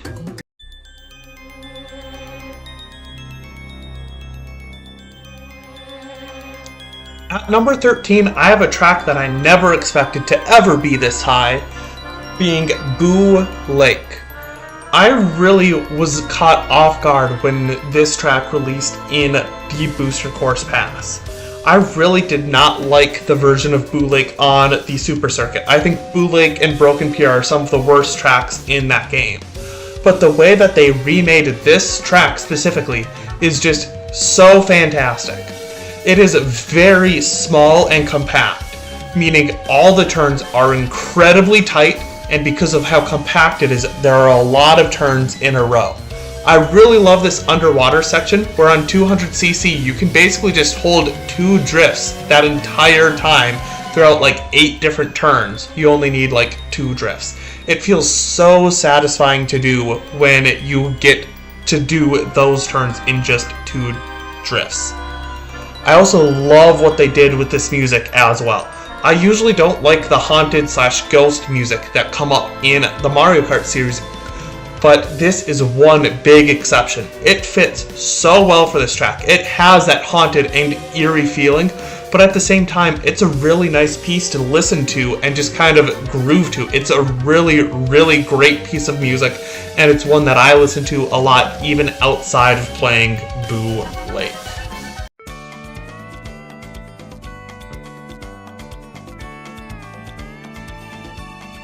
At number 12, we have Daisy Cruiser.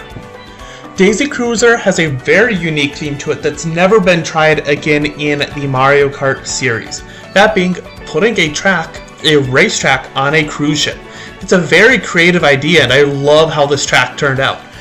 Because of the nature of a cruise ship, it forces the track to be very compact. And because it's compact, that means you have a lot of turns in a small space to actually put the track in. Meaning there's a lot of tight turns to do in succession, which if you're picking up a theme, that's what I love to do on these Mario Kart tracks at 200cc. I also love the pool at the top, how they added Goombas with ring buoys on them. They're just so cute to watch relaxing on the little pool there, just vacationing out on the cruiser, not trying to actually harm Mario or kill him like they usually do in the Mario series. I also love what they did for the music for Daisy Cruiser as well. It's so calm and relaxing. It gives you that feeling of I'm on a cruise trying to relax on vacation. And I also really love the string instruments they added to the background as well. Those string instruments just tie that whole piece of music together so well and just make it so enjoyable to listen to. And this is just one of those Mario Kart track songs that I just cannot stop listening to. Whenever it comes up, I usually put it on loop because that's just how good this song is.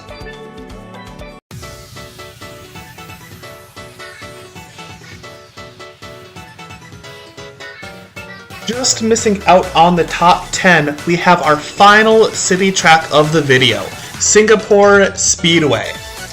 Singapore Speedway is my favorite city track for a few reasons. One, even though it stays in the city pretty much the entire time, it still does a good job diversifying the environments it has you drive through, along with not having that many long straightaways. The only long straightaway is just right at the beginning. From here, there's a lot of turns. You turn here, you shoot out of a cannon, and now you're driving at the top of this building that has a rooftop pool. Like, you can't tell me that isn't very cool and something we don't do every day in a Mario Kart track, driving on a pool on the top of a very tall building's roof. And then section 2 has us going into Chinatown, and the way Singapore Speedway works is it has two different sections of music, one for regular Singapore Speedway and one for the Chinatown version. And both versions of the music are just so great. I love listening to both of them, and these are two more of those songs that I just listen to on loop repeatedly. And then after you take this glider here, along with allowing you to being one of the few places that actually allows you to trick while you are in a glider, brings you to these conveyor belts here. It's just another diverse environment that Singapore brings you to until you get to this tunnel here full of lights. Again, it's just a great way to diversify the way your track is. Along with the way all of those lights are, that just gets complemented with Singapore being set at nighttime. After you go through the section we just went through, it sends you back into Chinatown one more time for you to conclude the race.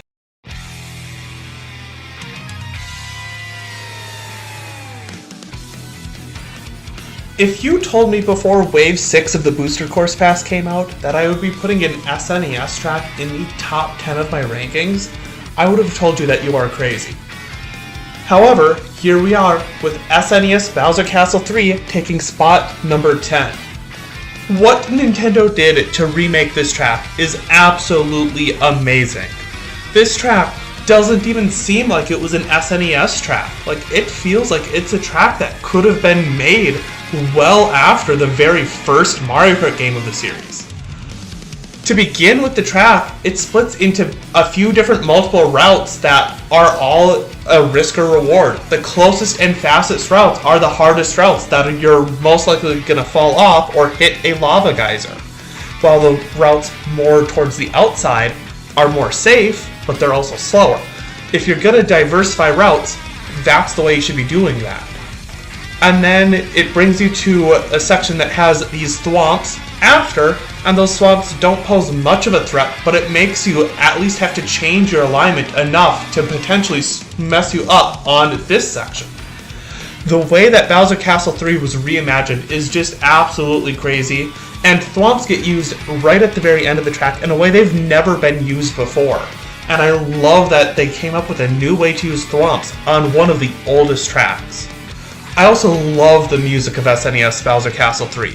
The way that they remade that soundtrack, which was originally the final boss theme of Super Mario World, with using it basically to create a rock version of it, is just absolutely amazing, and I cannot stop speaking praise other than this track is still just a little simple because it is an SNES track, but it is still absolutely amazing.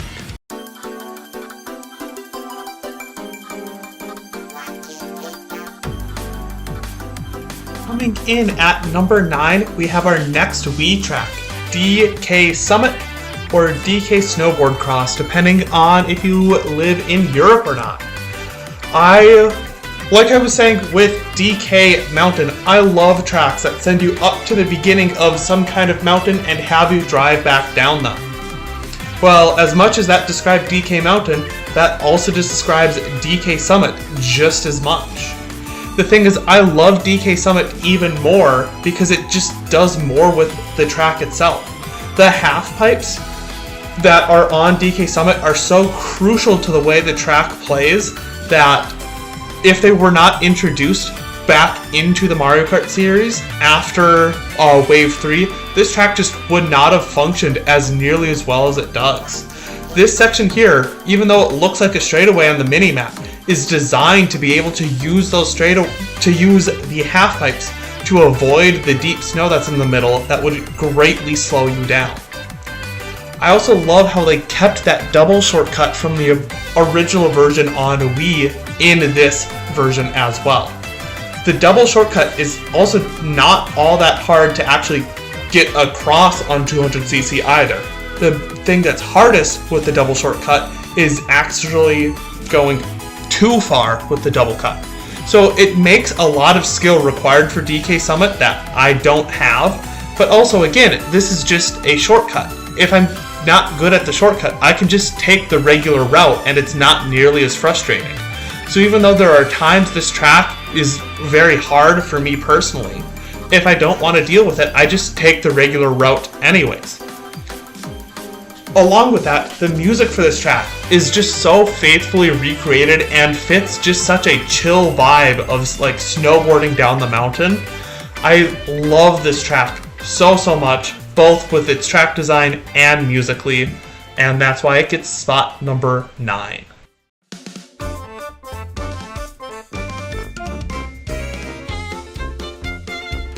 At number 8, we have Yoshi's Island. Yoshi's Island is just such a great new track that was introduced into the Booster Course Pass. And by new, I mean it was new to Tour and new to Mario Kart 8 around the same time. So I'm just saying it's new to Mario Kart 8 Deluxe. It just has such a lively world to it. It basically crams as much of the things it possibly can from Yoshi's Island into the track called Yoshi's Island. It's just such a big like, oh, I recognize this, I recognize that, and all of those things all crammed together into one track.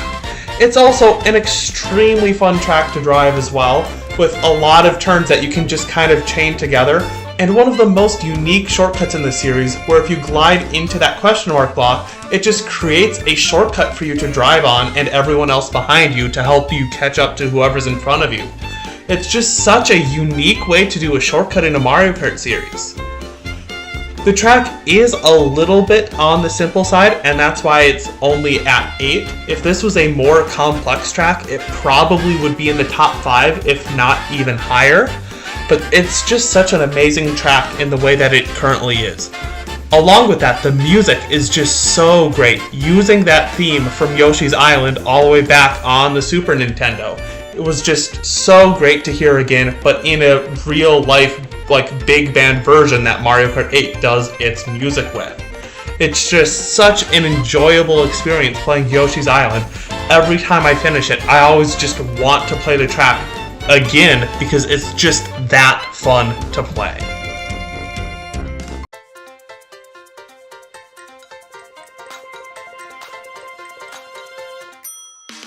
Oh, that's where all of the Wii tracks were hiding. They were all just hiding in the top 10 of this video. Coming in at number 7, we have Coconut Ball. I mean, it's Coconut Mall. It's one of the most iconic tracks in all of Mario Kart. There's a reason for it, why it's so iconic. Does this version not live up to the original Wii version? Is it slightly worse? Yes, I do like the Wii version more than the Mario Kart 8 Deluxe version. However, so many of the key elements are still here, and it plays mostly the same as the original Coconut Mall. It makes not much of a difference. It probably makes the difference between this being where it is and being like number 6 in this video. Like, it might only have gained one more spot. I love on 200cc that you can take this shortcut right here and kind of cut through that parking lot. The only change that I miss of Coconut Mall is at the very end where those cars are. I do love that in Wave 2 that they did end up making those cars move. I just wish that they moved in the way that the cars did in the original Wii version, because the way that they moved there provided such a great risk reward with having boost panels there, along with having a car that's occasionally going to block it and determining, am I good to take that boost panel or do I have to go around?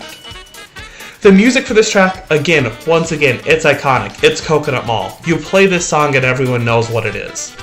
It just feels a little weird because this song is slower than the original Wii version. I don't know why they went with that decision, why it's not the same tempo. But again, it's Coconut Mall. It's gonna be Coconut Mall regardless of how it sounds and how it looks and how it plays. It's Coconut Mall. Of course, it's an absolutely amazing track.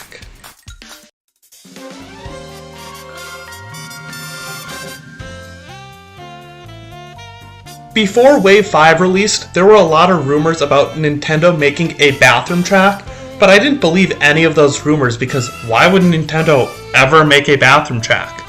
But let alone, here it is, coming in at number 6, we have Squeaky Clean Sprint.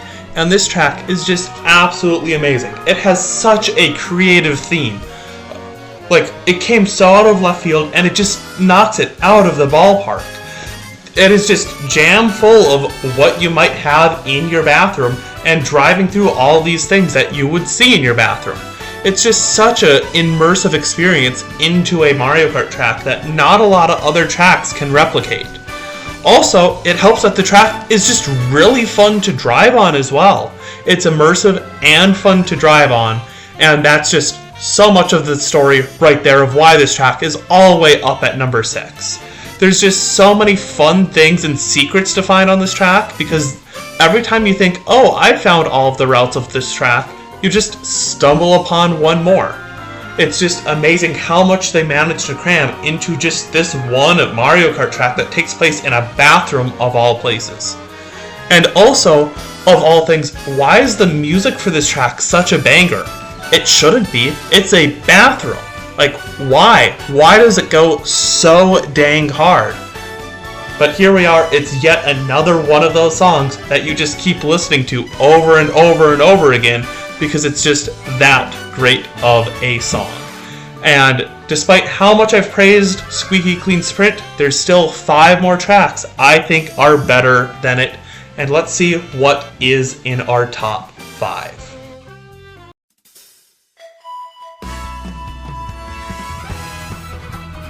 So remember when we were talking about the original Rainbow Road to Mario Kart 8, how we said there are 5 in the game, and we've only seen 2 of them so far, and we're in the top 5? Well, get prepared to see a lot of Rainbow Roads in a short period of time.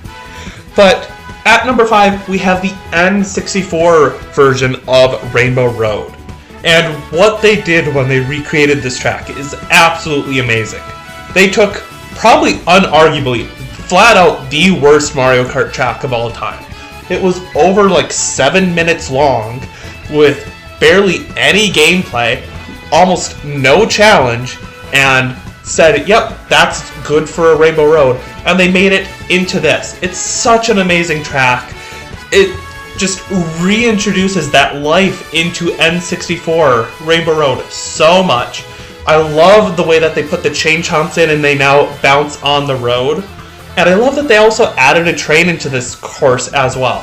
When we were talking about Merry Mountain, where I said more tracks needed trains, I wasn't thinking N64 Rainbow Road is one of those tracks, but I certainly will take that train. It just makes this Rainbow Road feel so magical. And don't get me started on the music. N64 Rainbow Road is probably the most iconic Rainbow Road music of all time. Heck, part of this song is just used in 2 other Rainbow Roads as well. I only wish this track was 2 laps instead of 1.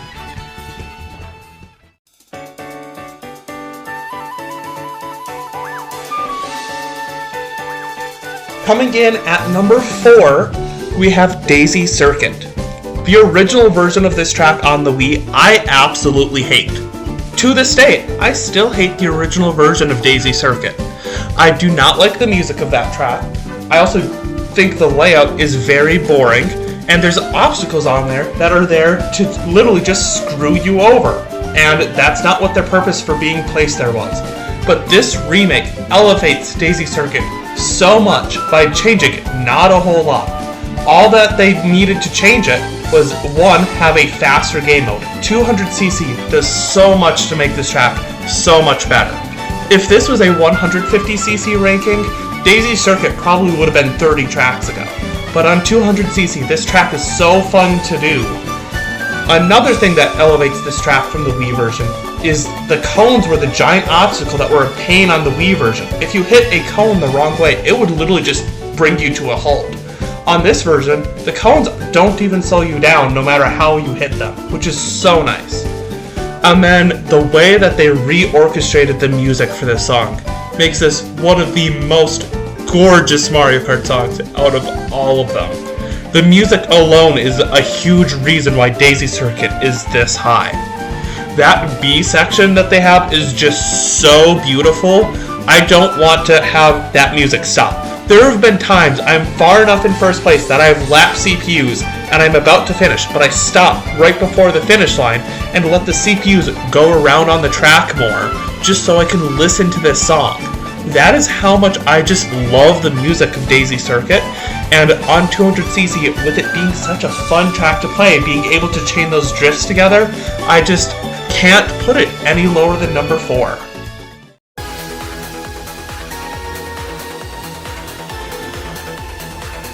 Coming in at number 3, we have 3DS's version of Rainbow Road. This is the best track from Mario Kart 7, and one of the best tracks in Mario Kart 8 Deluxe. 3DS Rainbow Road shows the exact reason of why theming a Rainbow Road can be so great, while 8's own version of Rainbow Road shows why it can be so terrible. The way 8's Rainbow Road was themed, it brings it down so much because they messed up the theme. Because it took away that magical feeling of a Rainbow Road and the whimsy of it. Whereas 7's Rainbow Road nails the theming to no end to make it a space adventure. I love 3DS Rainbow Road so much because of that adventure feeling. Are there spots of this track that have long straightaways? Yes, but I can ignore them on this track more because of the way this track is themed and what it is trying to stand for and do in a track is almost one of a kind. Not to mention the music for this track is absolutely gorgeous as well. I love 3DS Rainbow Road's music as well. When I was talking about N64 Rainbow Road, how its music gets used in other Rainbow Roads, this is one of those tracks as well. And this and N64 Rainbow Road are the only 2 tracks across all of Mario Kart that when you get to lap 3, the music does not start from the beginning. It starts from that iconic section taken from N64 Rainbow Road to make you feel like this is the end, you're almost there, you can do it, just a little bit longer. And then add on top that 3DS Rainbow Road has 2 versions of music, the regular and the Moon version.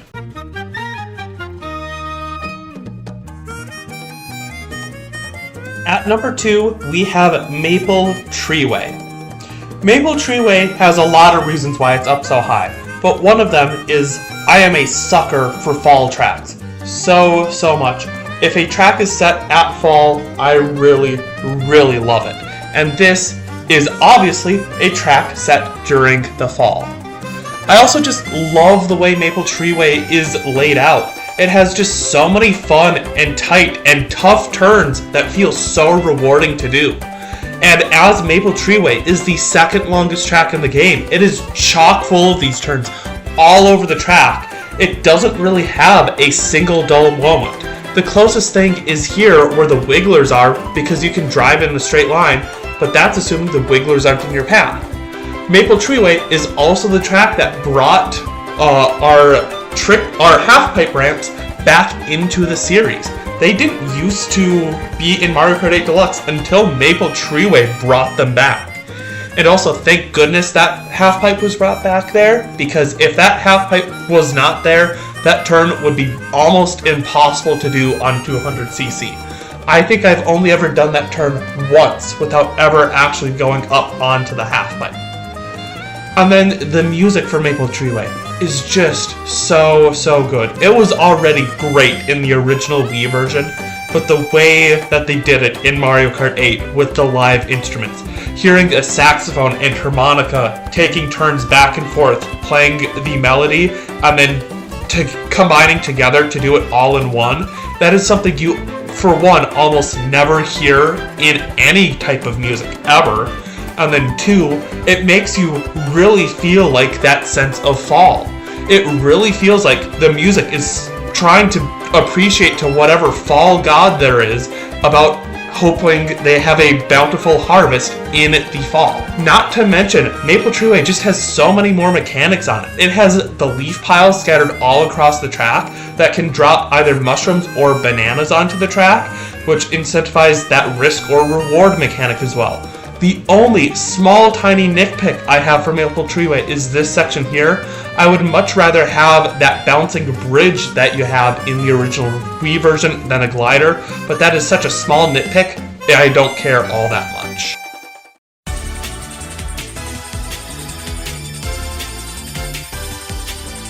If a perfect track were to exist, it would be this one. At number 1, the best track in all of Mario Kart 8 Deluxe, and not only that, the best Mario Kart track, flat out, is Wii Rainbow Road. Wii Rainbow Road does just so many things right. The mini-map, it makes it look like there's a lot of straightaways on it, but it does the perfect balance of risk-reward. You can see it right here at the beginning, where it puts boost panels right at the edge of the track, where yes, you want to hit those boost panels, but if you try and go for them, you might get bumped off the track or fall off yourself. And then this section, it looks like it's just a straightaway, but on any speed slower than 200, you can't make that jump all at once. So you have to go around, unless if you have a speed item, and then it becomes a shortcut. It just does so many things so well, on top of its incredible theming as well. This is another example of how a great theme with a Rainbow Road elevates it so much higher. The idea of Super Mario Galaxy coming out shortly before Mario Kart Wii came out, and theming the Rainbow Road after Super Mario Galaxy, that's set in space, it made a perfect sense to combine them into one track. You can even hear that combination in the music as well. There's a section of the music that's just straight from Good A Galaxy, and it just makes the music all that much more better. In my opinion, not only is Wii Rainbow Road just the best track in the game, I believe Wii Rainbow Road has the best music in the game as well, and that Good A Galaxy snippet certainly does help with that, along with that amazing B section that Wii Rainbow Road has. Wii Rainbow Road, I literally could not stop talking about it. I could keep talking about Wii Rainbow Road and why it is so great for so long. Is this version easier than the one in the Wii? Yes, but it doesn't really matter all that much, because pretty much all the changes they made were to just put it in anti-gravity. That's just the biggest change they made. They added a few guardrails here or there, but it doesn't affect the gameplay all that much. Wii Rainbow Road, also like Waluigi Pinball, has a lot of sound effects that play depending on what you are doing on the track and where you are. One of those examples is right here at the end. There's kind of a little drone noise in the background that kind of sounds like you are shooting through space. On top of that, there's even more stuff as well. There's that wavy bridge that has the sound kind of distort a little bit, so you have that. When you go through the star cannon about halfway through the track, it does a little noise like what it does when you use a star cannon in Super Mario Galaxy. When you fall off the track, you start burning up into a fireball. All of these things were in the original Wii version, and I was hopeful when they remade this in 8 that they'd bring some of it, but since they cut some of those things from Waluigi Pinball, I was worried that some of those things might be cut from Wii Rainbow Road. But all of those things made it into the track as well, and it just shows how much love they put into making this track, and why this is the best track in the entire Mario Kart series. If you've made it to the end of this video, I want to thank you for getting all the way through this whole giant, over 3-hour long video. This is by far the longest video I have ever had to edit. I have longer videos on my channel, but those are just speedruns. You just upload the whole video and you don't have to edit it. This one by far took the most amount of work to put into, so I'm hoping that all of you liked this video, despite my crazy opinions on some of these tracks, like having Mount Wario as low as I did, or having Toad's Factory, not Toad's Factory, Toad's Circuit as high as I did. I also want to say this video took me so long to start working on, or to get out. I started working on this about a year ago. Through all of this time, a new Mario Kart game has been announced in Mario Kart World. I'm excited to see what that game is, and hopeful it's going to be just as fun. And here's to hoping it has some of those best tracks from Mario Kart 8 also in Mario Kart World. I'm Gaming with the Master, and I'll see you in the next video.